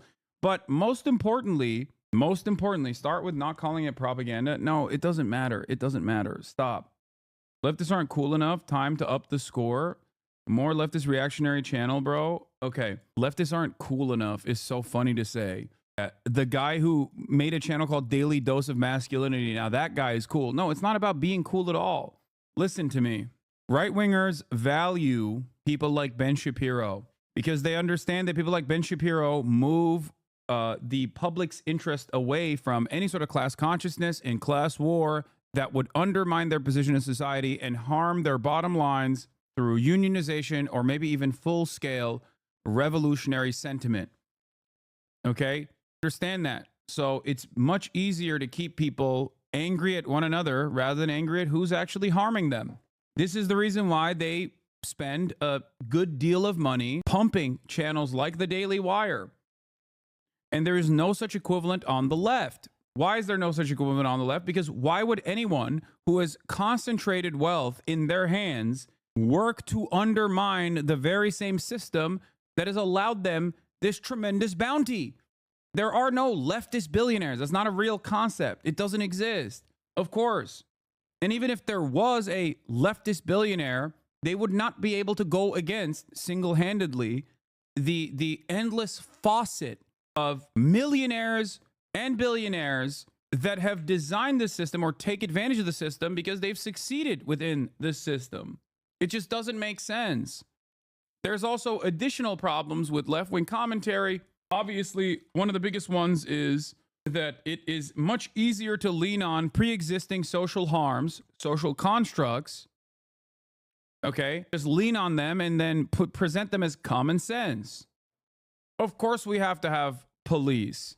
Of course, we have to militarize the police. There is bad guys out there with guns. But if you are even somewhat progressive or leftist, you looked at that situation and you have to say, no, the reason why there's so much crime, for example, is because it's born out of poverty and wealth inequality. And we have to actually solve the underlying material problems where crime exists and manifests. And also on top of that, the militarization of police has been a demonstrable failure. Police are being used as a way to protect class interests rather than the interests of the working class. They are there to defend the interests of the capital owner class, and that, you know, all of this stuff, describing systems, breaking them down, and then rebuilding them in your own vision, that takes time. It takes nuance. It's much easier to turn around and say, oh, shut up. You're a goddamn commie who wants cops to be murdered, and move on. It's much easier to lie. It's much more difficult to correct said lie. So there are a lot of different reasons as to why not exactly on equal footing, left-wing commentary versus right-wing commentary. In spite of it all, you know, people try their best. Now comes in the last aspect of leftist mobilization in general, because the left does have the numbers. Progressives do have the numbers in terms of making people recognize class consciousness. Maybe a lot of people are unfamiliar with it, but you can convince people to understand their position in society.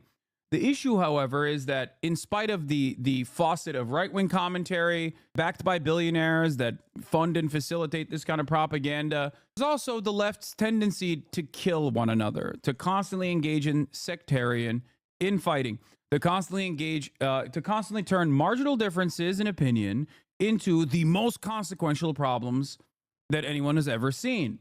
So when you pair up all of those issues, where it is incredibly easy to engage with wrecker behavior and take people seriously when they're engaging in wrecker behavior, you arrive at all of these issues. So I think in spite of it all, the left is doing all right, in spite of the structural limitations, in spite of not having any sort of institutional legitimacy in the way that right-wingers have.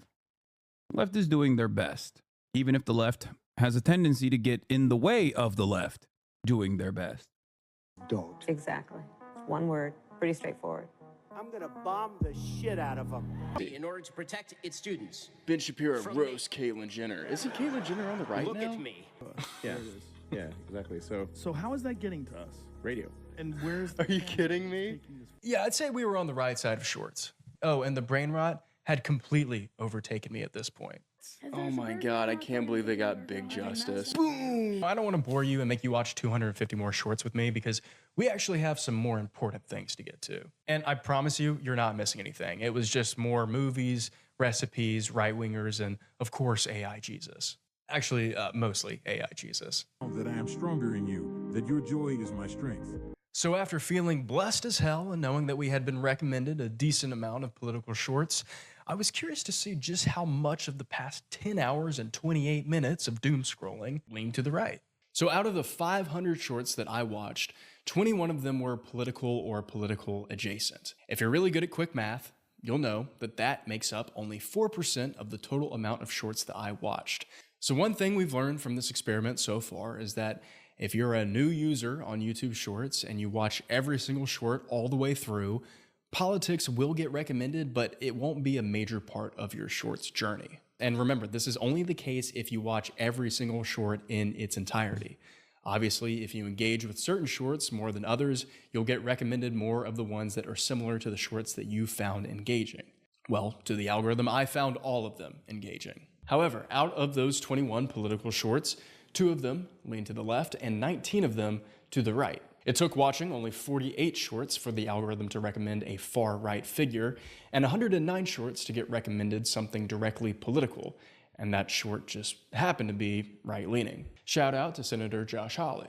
Now, this is all great and whatever, but here's the part of the video where I tell you that I've been lying to you this entire time. Sorry, because I've been hiding something from you. Something that just so happens to be a very important variable that I have been manipulating this entire time. A variable that I am hypothesizing plays a huge role in influencing the political leaning of the YouTube Shorts algorithm. So what if I told you that through the VPN, I selected a specific region of the United States for my IP address to appear in? I essentially picked up my computer and placed it somewhere else in the country to see if there are any regional algorithmic biases.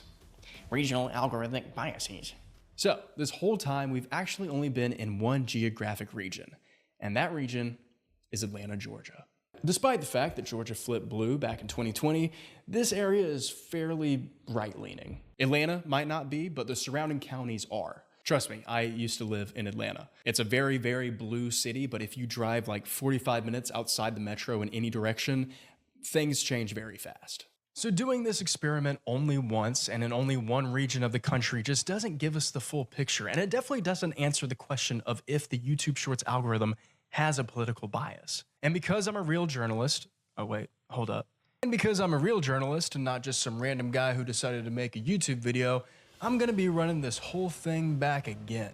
And I'll be picking a new region of this big, beautiful, fucked up country 4 more times by blindfolding myself and then throwing a dart at a map and then seeing exactly how many shorts it takes to get to the right.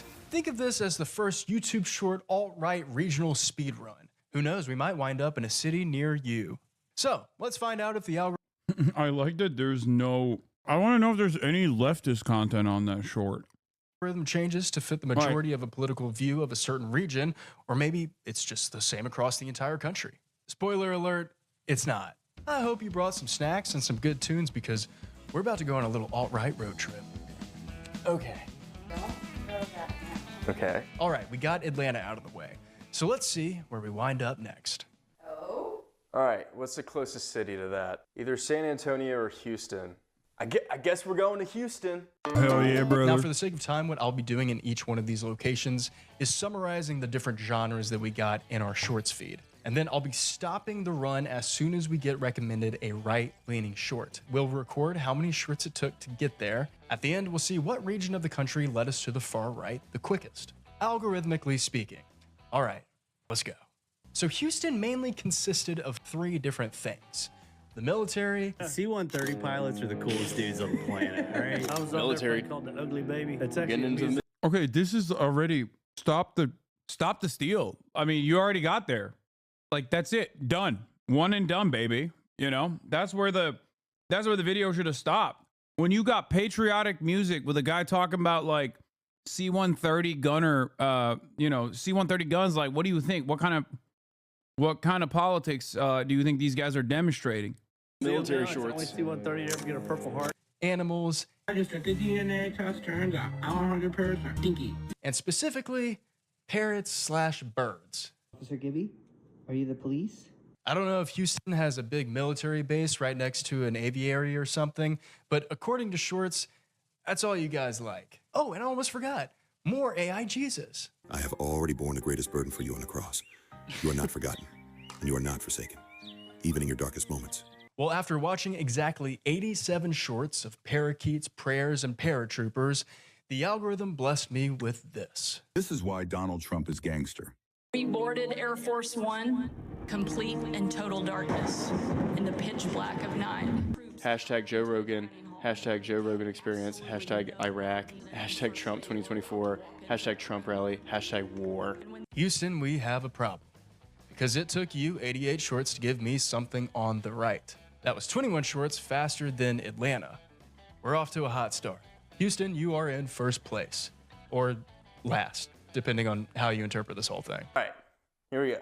Illinois. I think the closest city is Chicago, so we're gonna go to... I hated this one so much. No shade at Chicago at all, but while I was visiting, The algorithm trapped me on the absolute worst side of YouTube Shorts. What the hell? I just thought Officer Spicy could be my new mom. Huh? I could definitely get down with this Ohio life.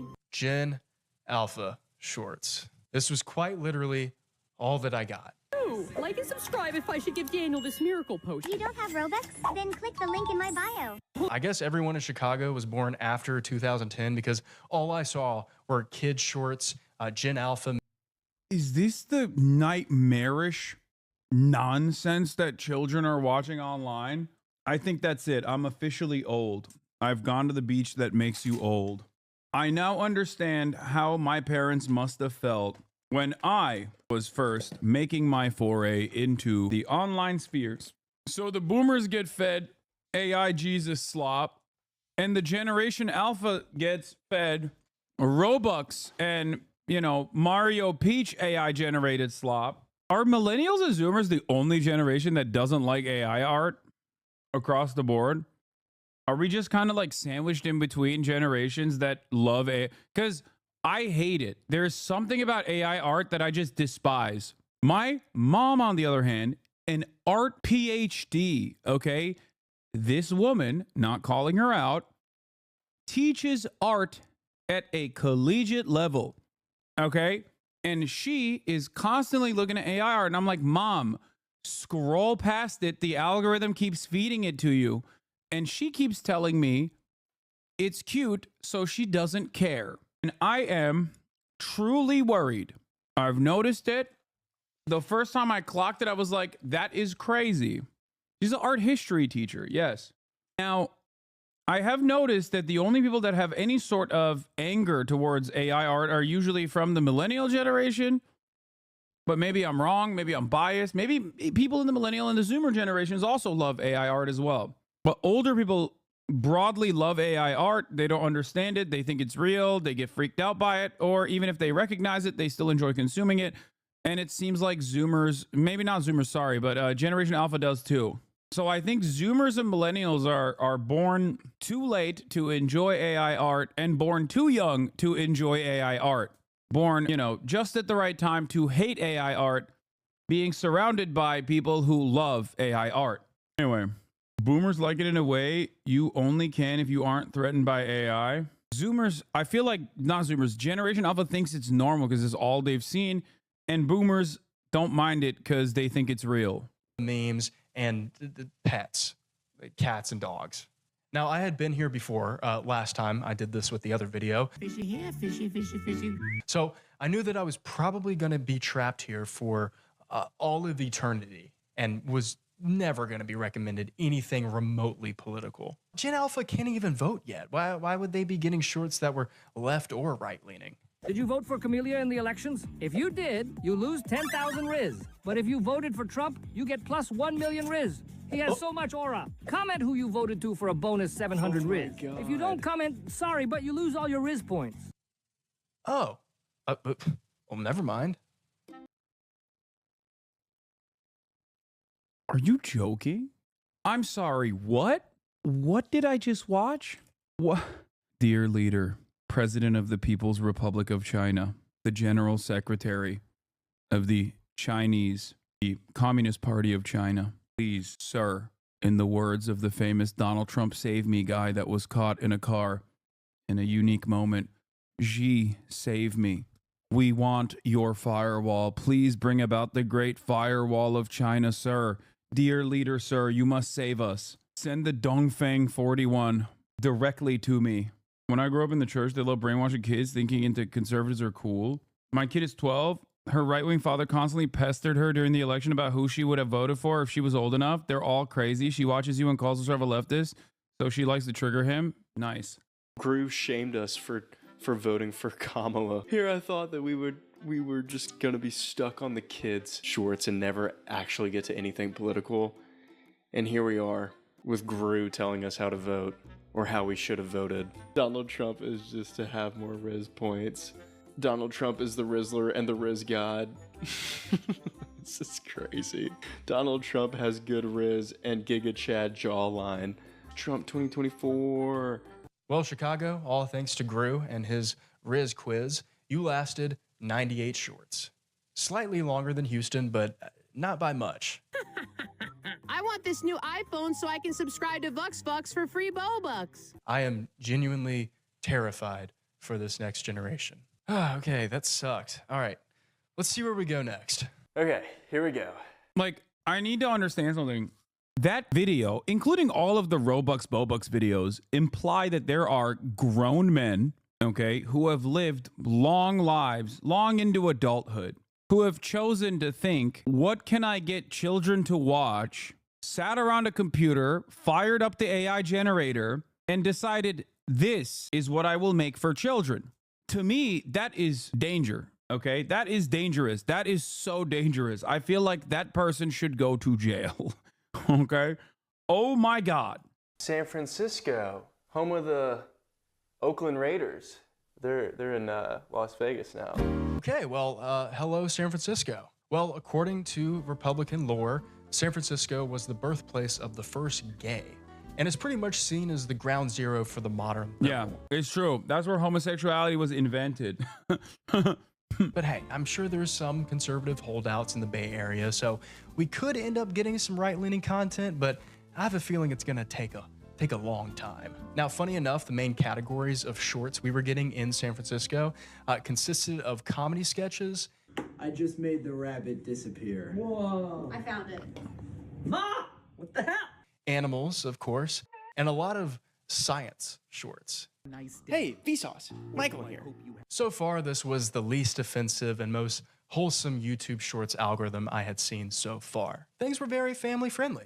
It's like the most non-offensive algorithm we've had yet.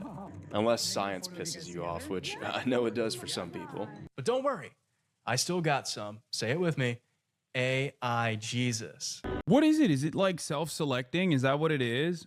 That like people that have a tendency to like look for Jesus content online also have a tendency to believe that like AI content isn't awful or something? Like, what is it?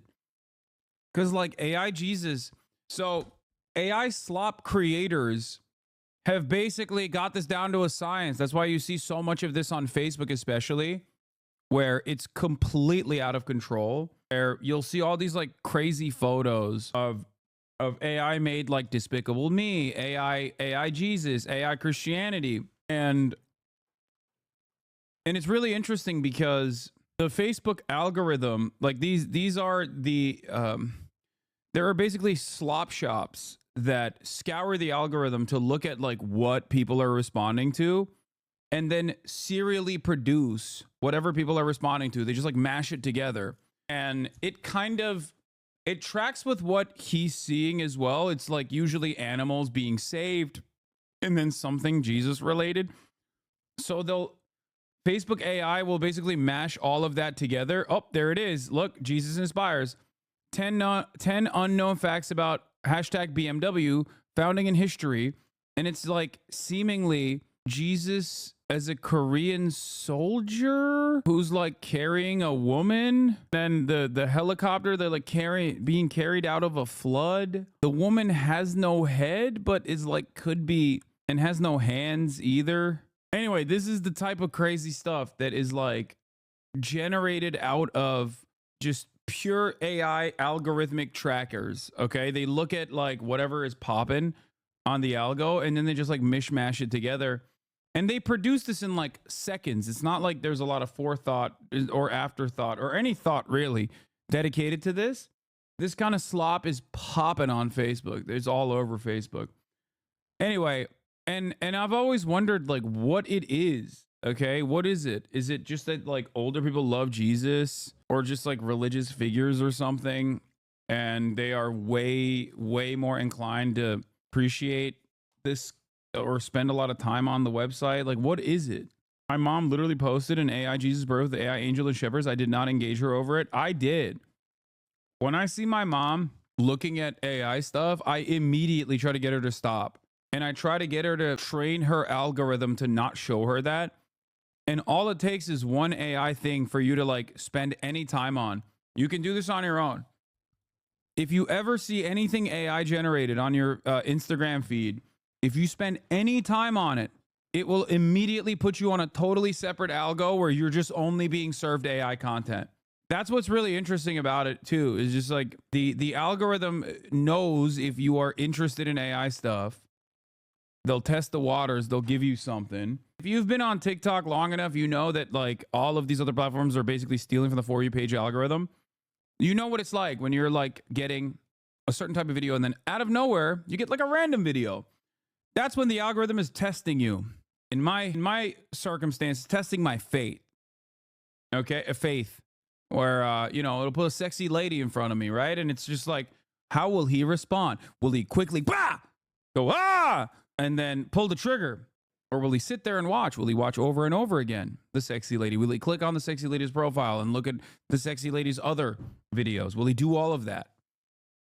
And if you do the second thing and not the first, I'll never be caught dead looking at sexy ladies, obviously. You can't catch me, okay? Look at my TikTok. Rocket is by far the most annoying, evasive support in all of Marvel Rivals, but the most important scientific publication of our lifetimes may have just been published. Welcome to episode 2. My skis in Japan. I woke up very frantically today because the window was calling my name. Elon Musk and Mukesh Ambani are fighting over India's internet, and Musk may. So I was given a blank canvas. So I ran across this post. Someone said, I just found out that only 1.5% of Japan's population is Christian, and I'm heartbroken. Wait, let him talk. Do you know the same way we view prisons? You see this? Did you know that India has its own? Anyway, not a single one. All right. So my point is, your feed blows where the baddies. No, I know. My feed does blow a little bit. It's all boomer feed. No, it's just like politics feed and science feed. It's lame. I bet you won't show your phone algo. Honestly, my phone algorithm is no different. I mean, it's probably even better here. Like Trump nominated a nigga to be defense secretary with no experience. Hold on. Let me put it in do not disturb. Also said that there's differences between the left and the right that cannot be reconciled. No, I'm getting iron fisted. Cloak and dagger. I spent my entire life savings. How my invention was a waste. So I wanted to shout out a few of the ones that help inform my politics and that I think have a lot to offer you. A lot of people say that I came from daddy's money and I had a really big head start in life. So today I want to Polynesians have a genetic advantage. Polynesians have a gene that is almost non-existent among every other race, but is in over 50% of Polynesians. It's a gene that allows them to store fat much more easily compared to everyone else. The reason they have this gene is because of natural selection. Polynesians were some of the greatest sailors in history.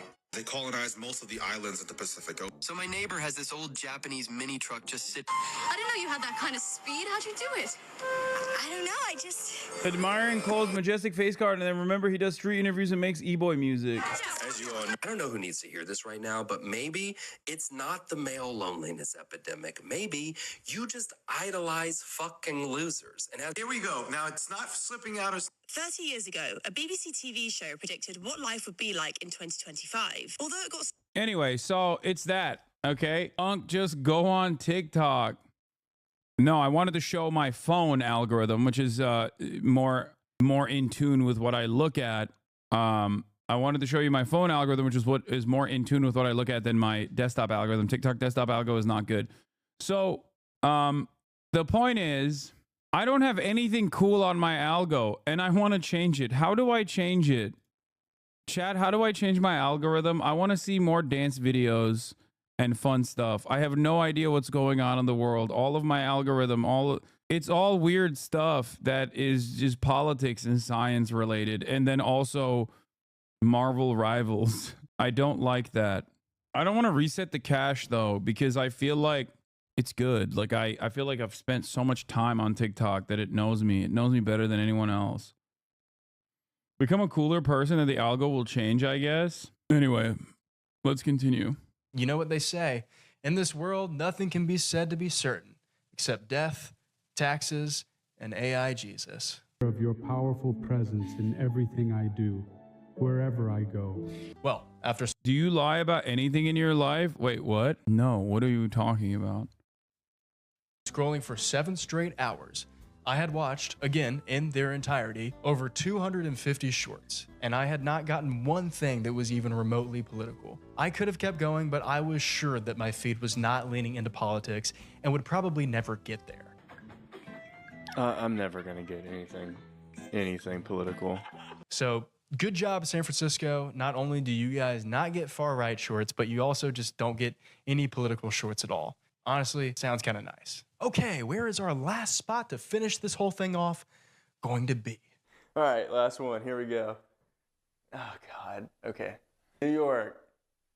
We're going to New York City, Big Apple, home of the Ground Zero. Now, I didn't really know what to expect with this one. Like Atlanta, I also used to live in New York City for a bit, and this is just from my own personal experience, but Atlanta felt more progressive to me than NYC did. Like, there might be a lot of Democrats in New York, but I wouldn't say there's a ton of progressives. I think I actually met more Trump supporters in New York City than I did in ATL. But again, your experience may vary. So anyway, I felt like this one could go either way. And wow, what the hell? This run ended up being probably the most unpredictable thing that I could have predicted. Well, that sounded stupid. All right, so breaking down New York. We had a lot of animals. Yeah, I love you.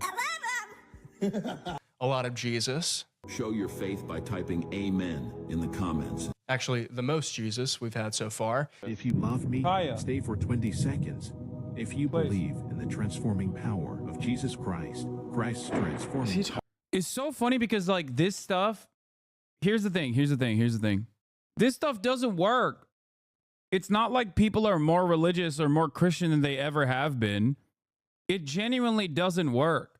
So I don't know, or maybe this is keeping the entire planet, or at least like the entire American population, from completely abandoning Christianity. It's just holding on by a thread.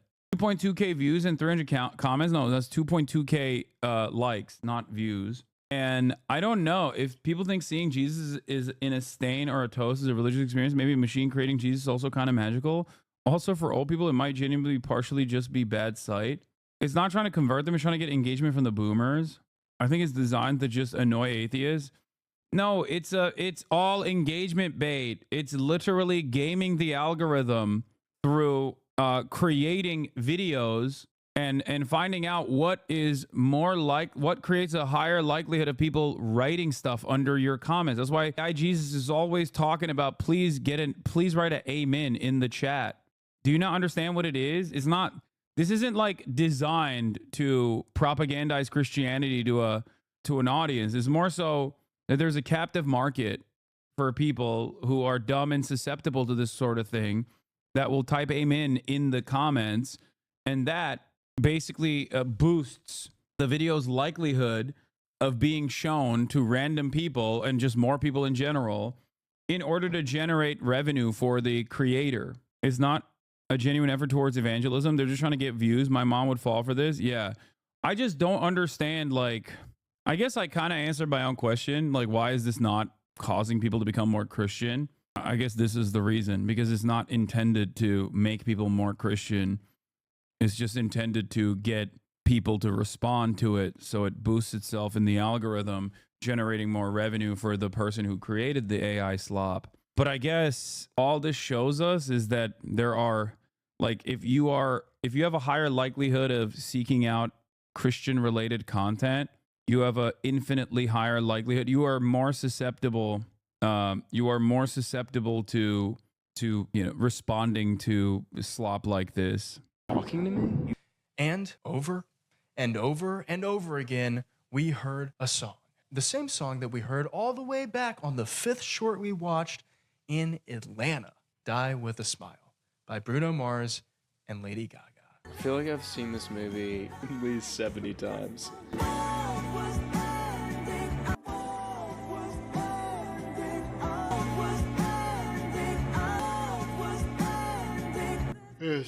This freaking dog, guys. Now, nothing was looking too political yet, but I got recommended a short with Neil deGrasse Tyson. How many people know this? Often it's mind-blowing when you learn that some infinities are bigger than others. But yeah, you might recognize those famous red curtains behind them. Joe Rogan Oh my just God, leaned 2 it's feet Joe away from Rogan. the microphone. So again, nothing political yet, but I knew from past experience that Joe Rogan shorts can inadvertently or maybe advertently put you into right-leaning content. And I was right, because a few shorts later, we got Jordan Peterson. Is in disguise. And the guy left. So it is. I wasn't wrong. It is right-leaning content. That dog movie gave off right-wing content vibes. Like that's your first. It gives you a little taste of what is to come whenever you see that dog movie from that guy. No way. You know, he helped my mom do the dishes. And then dad came home from work. And rather than Interesting. said, hey, But again, he wasn't talking about anything political, so I'm still not going to count this yet. Again and again, we kept getting political adjacent shorts, but nothing direct yet. Hey, Andrew Huberman. What am I gonna do? Find something that's generative that you're passionate about. Like, Yeah, maybe I was just looking too hard for something that New York never had to offer. But then, in a moment of divine intervention, I got a short that reminded me what I must do. Do you have 1 second for God? Nice. Heavenly Father, I pray you give this person peace and joy that nobody can Amen. ever take away from them. Help them. Amen. Amen. Amen. Thank God. Finally, someone on the internet is giving me spiritual guidance, dude. Thank God. Jesus, Lord, mercy. Realize that they're stressed because they're trying to do it all on their own, but they can have peace if they leave it all. I feel like the AI Jesus and that dog movie with Dennis Quaid is basically the lube. Okay? It's the lube before they fuck your brain with just mainlining, straight piped, hardline right-wing propaganda. They lube your brain up, make sure it's nice and smooth before they just stick it in. That's what I think is going on. In your hands. Take their burdens and worries and help them realize that everything that's out of their control is in your control, and you're working all things together for their good. I needed to relinquish control. No cursing to build up to this. No cursing doesn't mean I don't ever curse. I just meant that, like, I won't be cursing as much in order to make it more impactful when I do curse. And just let Jesus take over from here. AI Jesus, take the mouse wheel and take me where I need to go. I want to make abortion illegal because it is the only applicable extension of laws we already and standards Yep, 203,000 likes. That tracks. we already have in the West, correct? Oh God, Jesus, no, not Charlie Kirk. Yeah, after 243 New York shorts, we got the founder of Turning Point USA. I should have known the religion shorts were going to bring us to something like this eventually. This is it. Well, we got there. If you aren't familiar, Turning Point USA is a nonprofit organization, and they advocate for far-right extremism. They mostly cater to white male grievances, claiming to be victims of woke values like equality and inclusion. Their main objective is to promote authoritarianism and anti-democratic governance in the United States. So TLDR, they're pretty far right. But the political views that we're talking about here are all defensible using reason and Western tradition. All right, so here are all the cities with the corresponding amounts of shorts it took to get to the far right, with Houston being the quickest and San Francisco never even getting there. But is this a chicken and egg situation? Which one really came first? Do the shorts promote the far right, or does the far right promote the shorts? Well, after watching YouTube shorts for exactly 22 hours, 31 minutes, and 25 seconds, I'm going to try to make some sense of all of this. What I've found through this journey is that there are enough videos on this platform to keep you watching for the rest of your life, plus give or take a few thousand years. And that's the thing. It really just comes down to keeping you here on this. Oh, I was muted. Why aren't Democrats doing what Republicans did and going after these platforms for purposely promoting right-wing content? Great question. Number one, it's because the Democrats are asleep at the wheel. They just are. They kind of take the existing liberal media ecosystem for granted and don't really do anything to grease the wheels at all. They never really have, as a matter of fact. American history is riddled with right-wing agitators actively at every step, making the American public more reactionary, making the American public more anti-communist, anti-socialist, They have desperately tried to educate the American population on the scary nature of socialized medicine, for example. And the Democrats rarely ever do anything to combat that narrative. And partially, they don't do anything to combat that narrative because they themselves are also a part of the elite class that benefits from having a captive audience that is incredibly reactionary. They are also benefiting from, not doing anything in the direction of socialized medicine, for example. They serve the same masters. So I think that's part of the reason why they don't do anything about it. Because the Democratic Party was and is Republican light. That movie, A Dog's Purpose, is propaganda because the dog character gets reincarnated as a police dog. It's not explicitly right-wing, but has many aesthetics that often appeal to right-wingers. Oh, that's funny. I don't even think Democrats care about the liberal values. They don't even try to do propaganda about it. Yes, they don't. They don't care. Now, I think the liberal audience cares. Like, I think, your liberal neighbors care about that sort of thing. They probably don't like that there's so much right-wing stuff out there. They probably don't like that the right-wing commentary dominates the field. Or maybe some of them are more oblivious to this and also find themselves in the whims and the throes and the mercy of right-wing commentary, right-wing reactionary politics, But one side is actively propagandizing their position because they understand that their position is not exactly very good for the broad majority. They actively propagandize their position by shifting your attention away to other things, making you hate your neighbors, making you hate people that making you fear changes in society, telling you that any sort of change in society is bad and wrong and terrifying and scary and will kill you and disturb your comfortable existence, or will disturb it further. Even if you have a disturbed existence, it will make things far worse. What's the leftist equivalent of an old white man with a dog? Movie-wise, it would be like, I don't know. I don't even know what the equivalent is of that kind of imagery, but for the left. I guess like something that is pro-worker. Anyone with dyed hair or a tattoo? I guess. Trans kid, Christian accepting mom. Sure. Website for as long as possible. That's it. I'm not saying that's good or bad. That is objectively the point of the algorithm. It doesn't exist to teach you anything or help you in any way. It only exists to feed you content it thinks will make you stay. Yeah, A Bug's Life, Hunger Games, Ants, Star Wars, things of that nature. Here until you have to go do that other pesky thing called life. So a lot of the time, the people who are getting interested in this pipeline and beginning to go down it don't even share these political. By the way, you guys said this guy's awesome. The Mini Minute Man. He sounds so much like Ben Shapiro. No disrespect to him. I'm sure he's dope. But he sounds so much like Ben Shapiro. Values to begin with, and are radicalized by this pipeline because it continues to show them things that elicit an emotional response. And that is a big thing that I've seen talked about a lot recently. Is that just how many sort of news outlets and media sort of pundits benefit by keeping us really angry and by feeding us things that will intentionally rile people up because it's the thing that gets clicks. It's the thing that drives that engagement and gives you all that. Also, I 100% agree with everything he's saying. For the record, there's only one thing that he said that I was like a little bit worried about, where he was like talking about populism as like an evil thing across the board, kind of. But he probably was talking about right populism in general, which is like racism, reactionary garbage in general. Watch time. Companies like YouTube, like Instagram, like TikTok, they benefit by showing you this misinformation because it's inflammatory and it might get you to, interact with it more than just a normal, science video. Right. Yeah. Turns the video to 1.2x? No, I didn't do that. The video is normal speed, chatter. The algorithm might lean. The answer is it doesn't lean anyway. Yeah, completely. It's going to show you videos that it thinks you're going to like. Based off of like the traction that video has received before.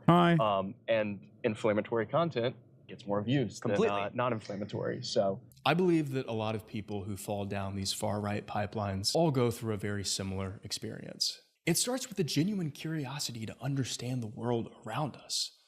We all have questions that we're trying to find the answers to. I have never seen either of these guys on my timeline, but I immediately like both of them because it seems like they also understand one of the major issues with misinformation, like just an unlimited amount of right-wing misinfo pipelines that turn into right-wing pipelines. So I'm happy that I encountered them today on Sunday Funday. Can I afford to buy a home? How do I get a six-pack? Who built the pyramids? Why don't I feel happy anymore? No matter which way you may lean politically, we all have the same questions. We all feel the same way. We're all experiencing this world together. The only difference, in my opinion, is that one political ideology, that being the far right, has successfully capitalized on answering these questions that we have. But the caveat is their answers are only there to serve their own political agenda. They're not there to actually help you. And to me, Mini Minuteman's most popular content usually centers around debunking racist historical theories and scientific racism. I love that. That's great. The most frustrating thing about all of this is that the liberals or the Democrats in power don't even try to come up with answers. They just think that, oh, as long as we're the lesser of two evils, then we'll win an election eventually, right? I don't think so. Neoliberalism is dead, and populism killed it.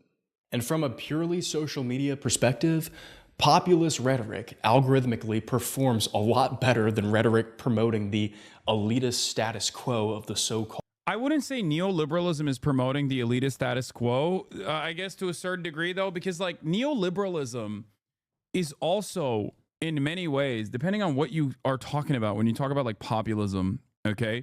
If you're talking about left-wing populism, if you're talking about like helping other people, you know, creating, like decommodifying housing, socializing medicine, having a robust welfare state or whatever, right? That kind of stuff can have an anti-government slant. That much is true, okay? But if you were to cast that aside and say, oh, well, that's just populism. You're just saying like things to be popular in order to curry favor with the broader audience. And you just have like an anti-elite slant for that reason.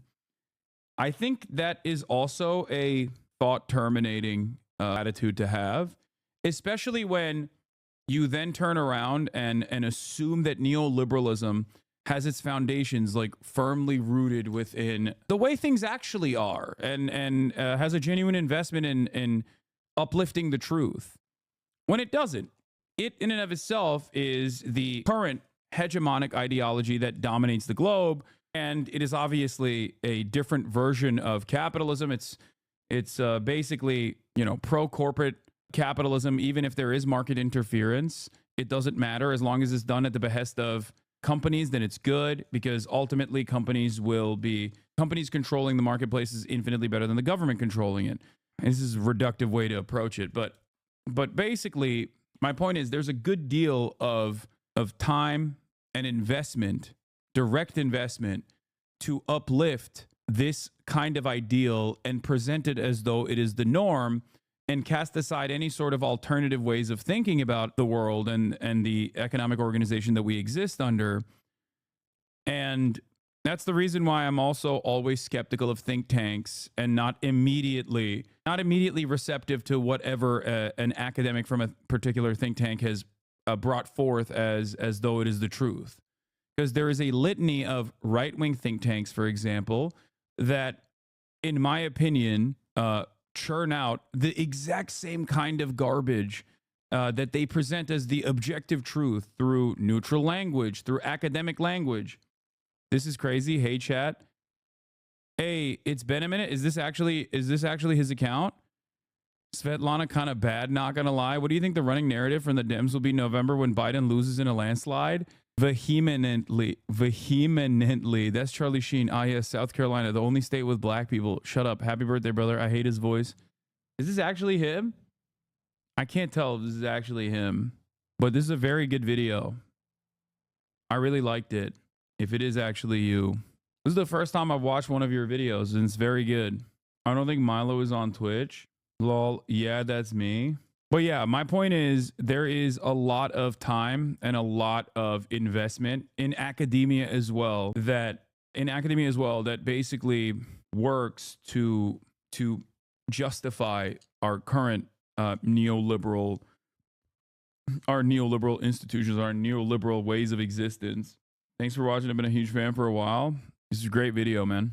Talking about populism in this general way shows underlying bad theory. It implies that it's inherently not intellectual and that the experts, aka ruling elites, are more objective, which is ridiculous. People like Hillary Clinton especially do that when they want to portray think tanks and so forth as if they are experts on the correct governance, the same way natural scientists are on their expertise.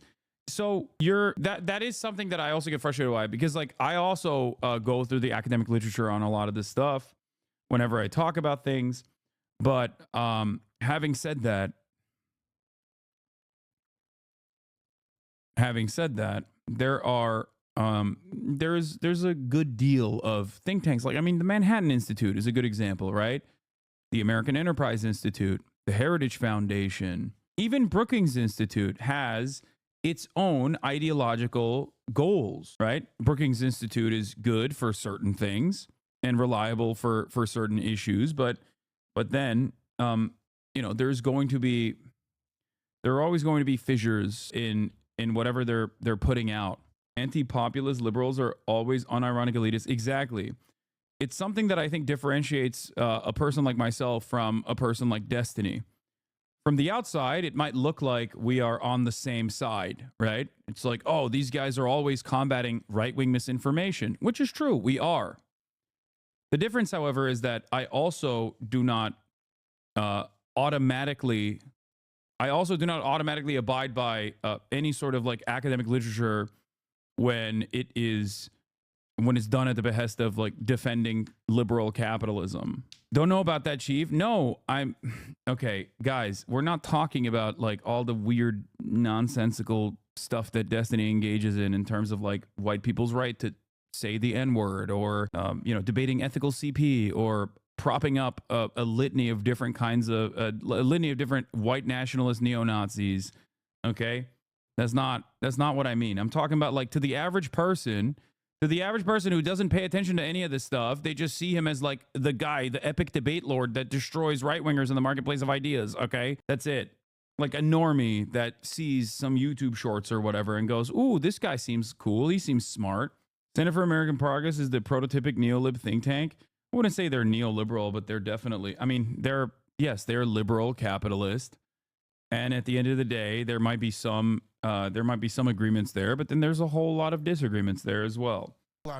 Yeah, here, Chuck Schumer blames Democratic losses on average working families who didn't realize how much we had done and how much we care for them. Chuck Schumer also said, for every blue-collar family we lose in Philadelphia, we pick up 2 in the suburbs. We pick up 2 white-collar families in the suburbs.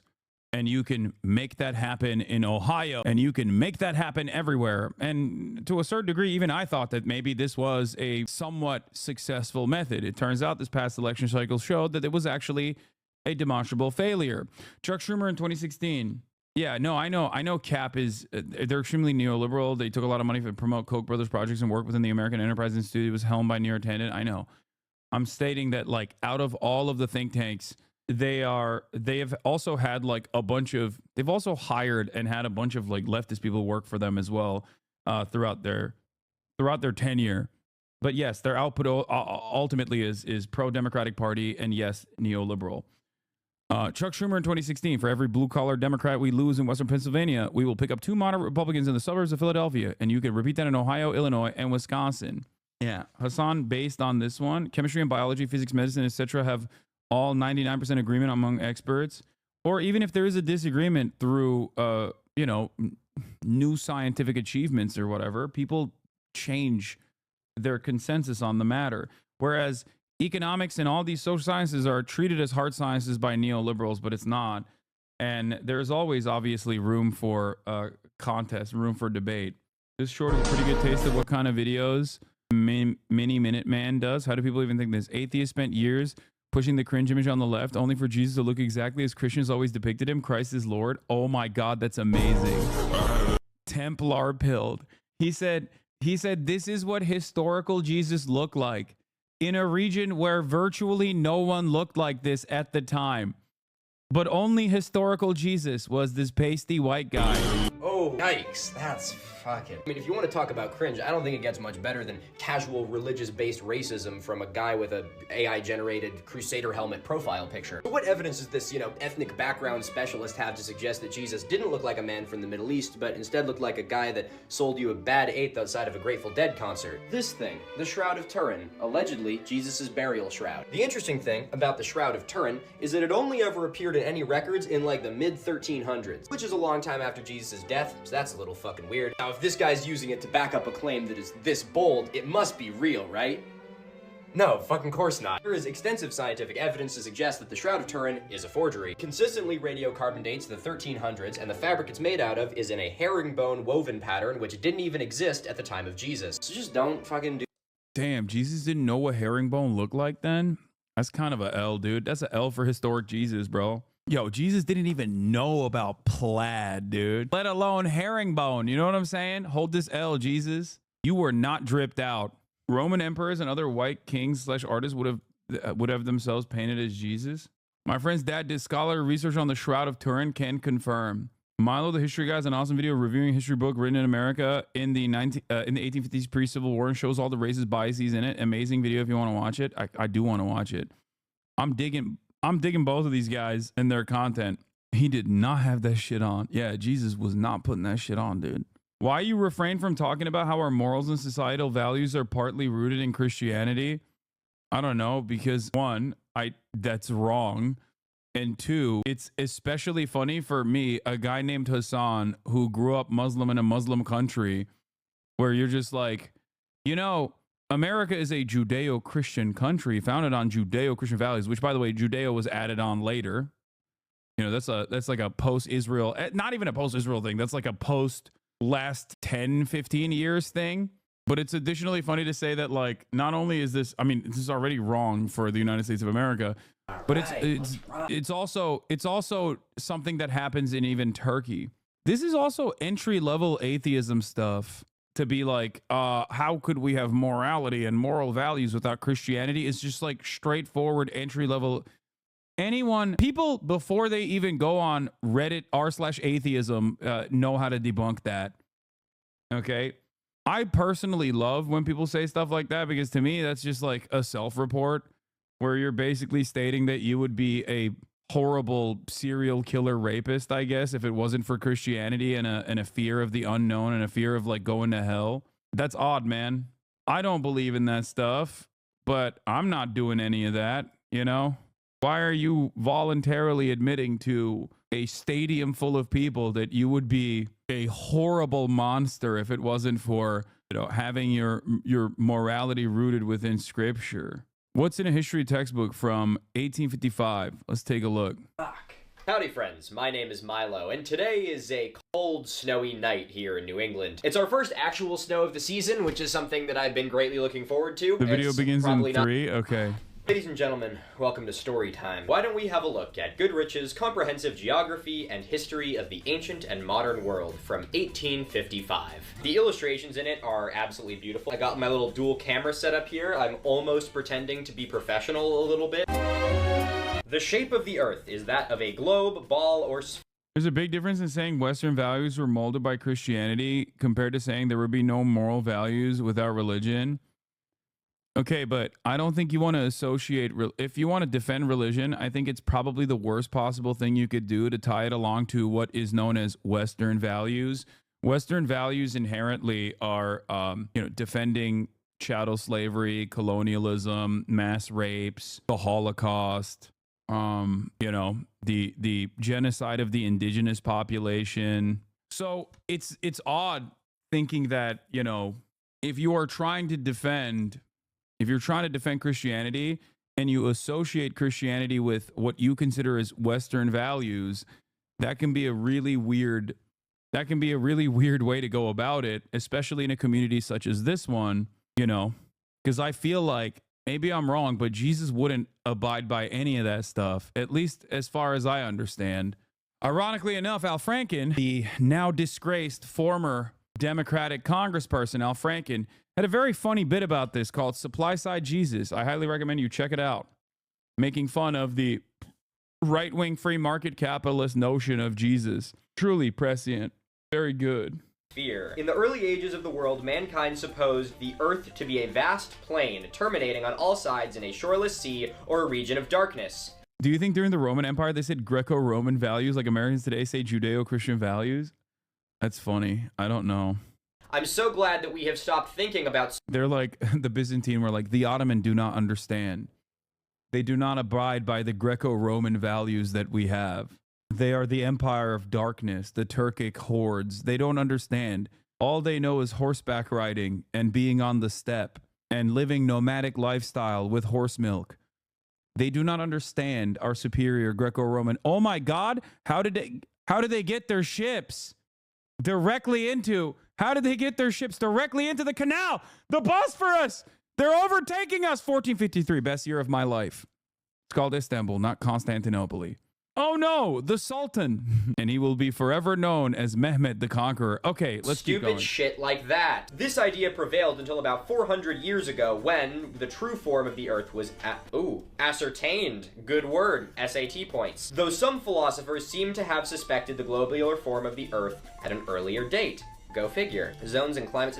Yeah, I don't think they were thinking any of that. I think they were thinking, ooh, I'm gonna do pedophilia. And to be fair to the other side, they were also thinking, ooh, I'm gonna do pedophilia. Both sides were saying, I'm gonna do pedophilia. This is before pedophilia was invented, and everybody was doing it. Both sides. Clip that. That won't get clipped. I'm just saying, like, that's what they were doing. They loved that shit. It was very weird and very gross. Man, the fucking art in here is beautiful. Hey, view of the Earth is seen from the moon, as illustrated in 1855. Have a look at that. That's beautiful. I like that Saturn is, like, the size of, I don't know. I don't even know what those other planets are. You both sizing this? No, I'm saying neither side. Neither side was in the right on that, but both sides were partaking.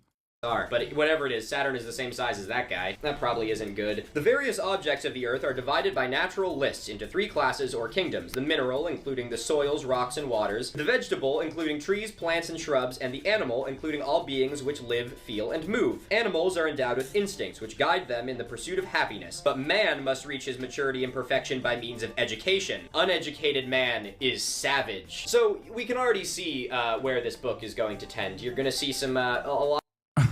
I think it's pretty funny that even back then, obviously, the proto-capitalist Americans had an unearned sense of superiority, falsely considering themselves to be infinitely more educated than the barbaric savages that they were dominating. And that mentality quite literally has not changed. Adjust it to the current time frame, and you will recognize that the average liberal and the average Republican alike have that exact same attitude where they're like, we're Americans, like, we're the best. What do you mean? We literally dominate the world because they're barbaric. Ew. Have you seen the way Muslims treat women? Not me, though. I would never vote for a guy that took away women's bodily autonomy. Oops, never mind. That guy is now running the country, but at least we're still not Muslim. A lot of that sort of savagery narrative. I'm gonna have a little sip of this and then read about the savages.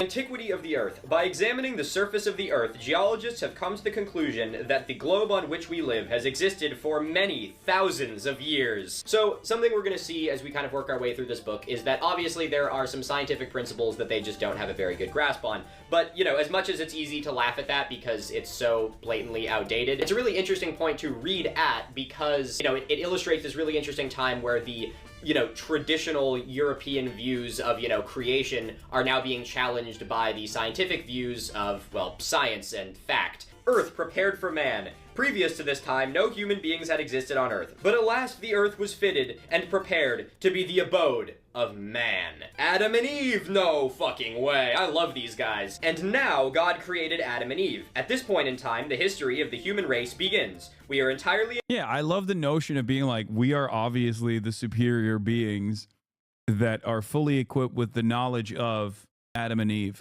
Adam and Eve being the inception of man. Indebted to the first books of the Old Testament for an account of the creation. Not Adam and Steve. Don't say that. And the history of the world for 2,000 years after that event. It is very interesting seeing historical outline of the Earth, and it starts with talking about dating the age of the Earth itself, and then within like 3 sentences, it starts talking about Cain and Abel. For those of you wondering, wanting to drink along at home with me, this is Earl Grey tea. It's good for you. Builds strong bones and teeth, and then turns those strong bones and teeth yellow and makes you look British. One time I got a comment, I made like some joke about British people's teeth at some point in one of my videos as like... Let me guess, they said it was a classist argument that you were making, or inherently racist against the British.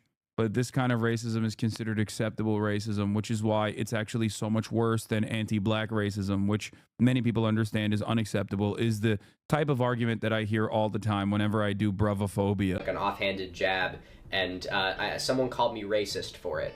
And I still don't know how to feel about that, so I'm gonna let you guys unpack that one. Yes! Alright, what do they have to say about Africa? The greater part of Africa lies within the tropics, and here are the hottest portions of the globe. The country is remarkable... The country? That is the biggest goddamn country I've ever seen! The country is remarkable for many curious animals and a peculiar race of people...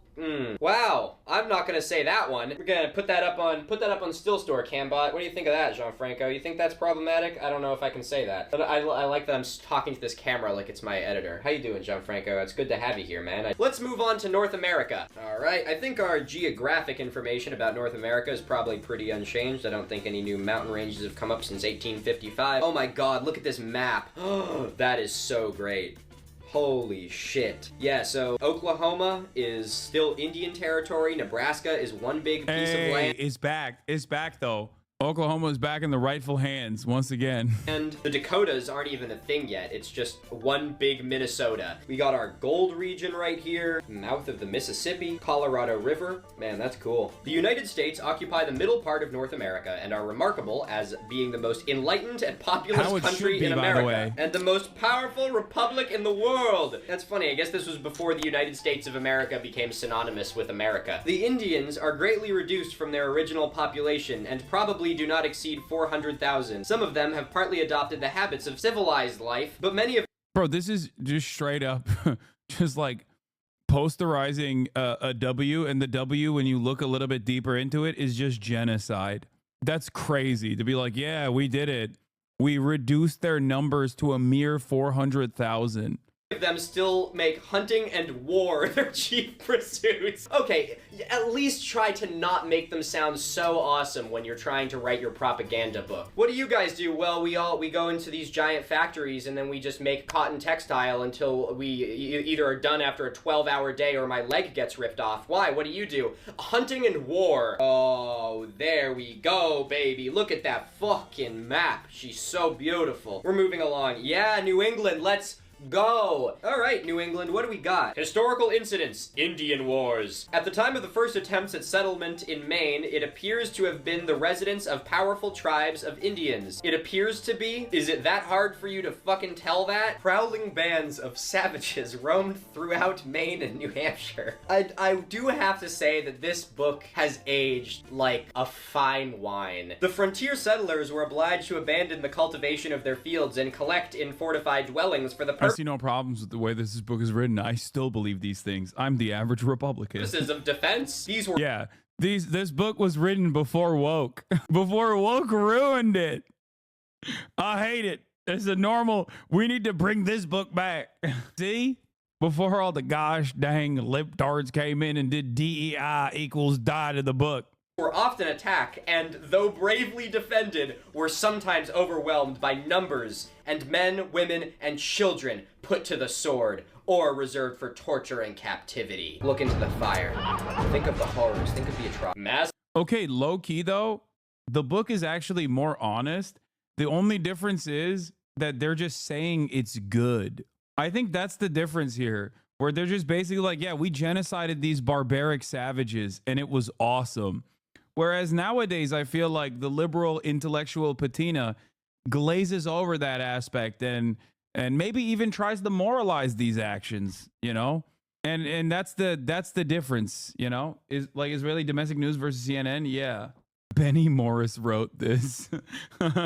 Yeah, this is the This is actually the new historian for America. Massachusetts, let's go. Oh my God, Faneuil Hall, look at that. Gianfranco, do us a favor. Have a look at this map and then do an overlay of the city of Boston. Boston's my home city, for those of you that don't know. But they have done so much infill to the city of Boston, they have completely changed the geography of it. So it's practically unrecognizable from what it looked like when people got here. King Philip's War, what's it say about?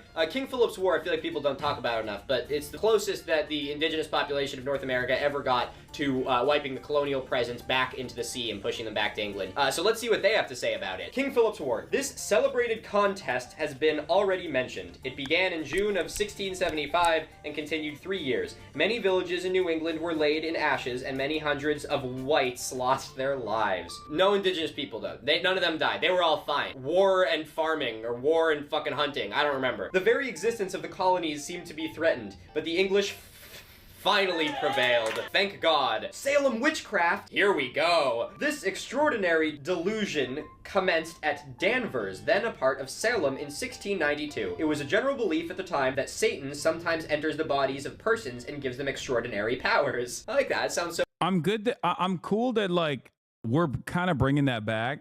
Like we have brought it back, kind of. You know, it's chill. It's cool. Or maybe it just like never really went away. We've just like adopted it to whatever cultural markers we care about now. So quaint. Watch this, Dad. I have extraordinary powers. Who's that? Is Goku just melt someone's face off? Some children in a pious family in Danvers being moved with strange caprices? Caprices? What the fuck is that? Were supposed to be thus in league with the devil. Other persons were soon imagined to be infested with the terrible mania. Shortly after, a number of those were seized and thrown in prison. 20 were tried and suffered death. That does sound pretty suffery. And at length, the whole community began to ask, where will this end? I cannot believe they have a quote in here. It's like a fucking voiceover. Yeah, you're probably wondering how I got here, being crushed to death under rocks at the Salem witch trials. A little calm reflection showed that the whole affair had been an unhappy delusion. Too bad we woke. They were like, come on, dude. We killed way too many ladies, dude. We got to put an end to all the lady killing. Killed like 30 people. God, I love Massachusetts. We have such a fucking weird history. Oh my God, what's this page? Is it today's sponsor is HelloFresh? Wow, that's weird. I had no idea that HelloFresh went so far back. That's right, friends, because today's video is sponsored by HelloFresh. Okay, this is a 2-year-old video. Meal delivery to it. What's the population of New York City? Oh, man. Wait, 1855? Oh, shit. This is pre-abolition. I forgot about that. That explains why in New York County, New York, there's a population of 500,000 whites and 18,000 free colored people. Please obliterate this bot channel. Oh, classic. The bot channel added again. Let me guess. It even added the part where I say, don't clip this video. And she keeps telling me creators have basically got this down. Classic. Wait, was this video came out 3 hours ago, which is precisely the reason why I ask, nay, demand the clip channels not to upload. He zoomed in on my face. This is a bot channel, by the way, chatters. Delete this now. This is a bot channel, and we have no way of dealing with this channel. I've tried. Okay, YouTube won't do anything about it. YouTube is too busy. YouTube is too busy destroying all of the fan-made channels. It already has 1,000 likes. I wonder how it happened.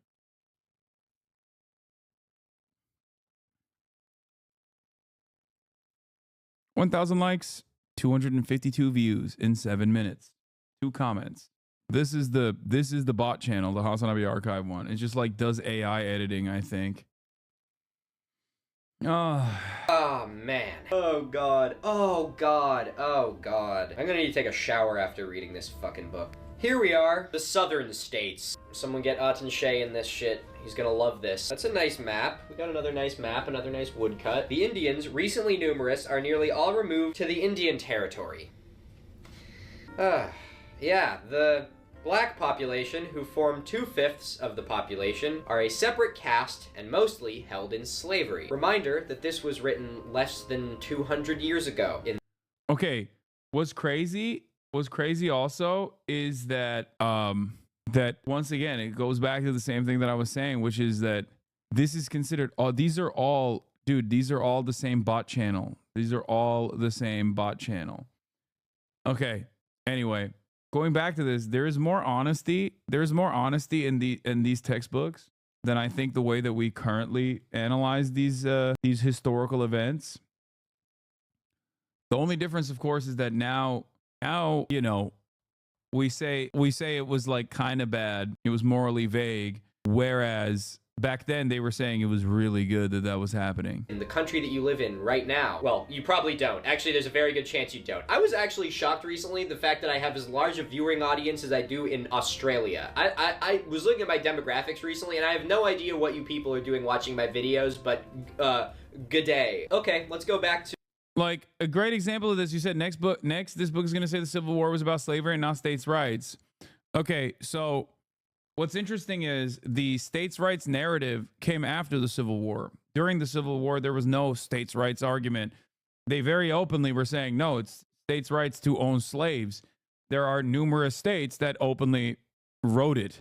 This was actually the South's war against like Northern invasion in the immediate aftermath. This book is before the Civil War. I know. I'm saying that there was no. This book is before the Civil War.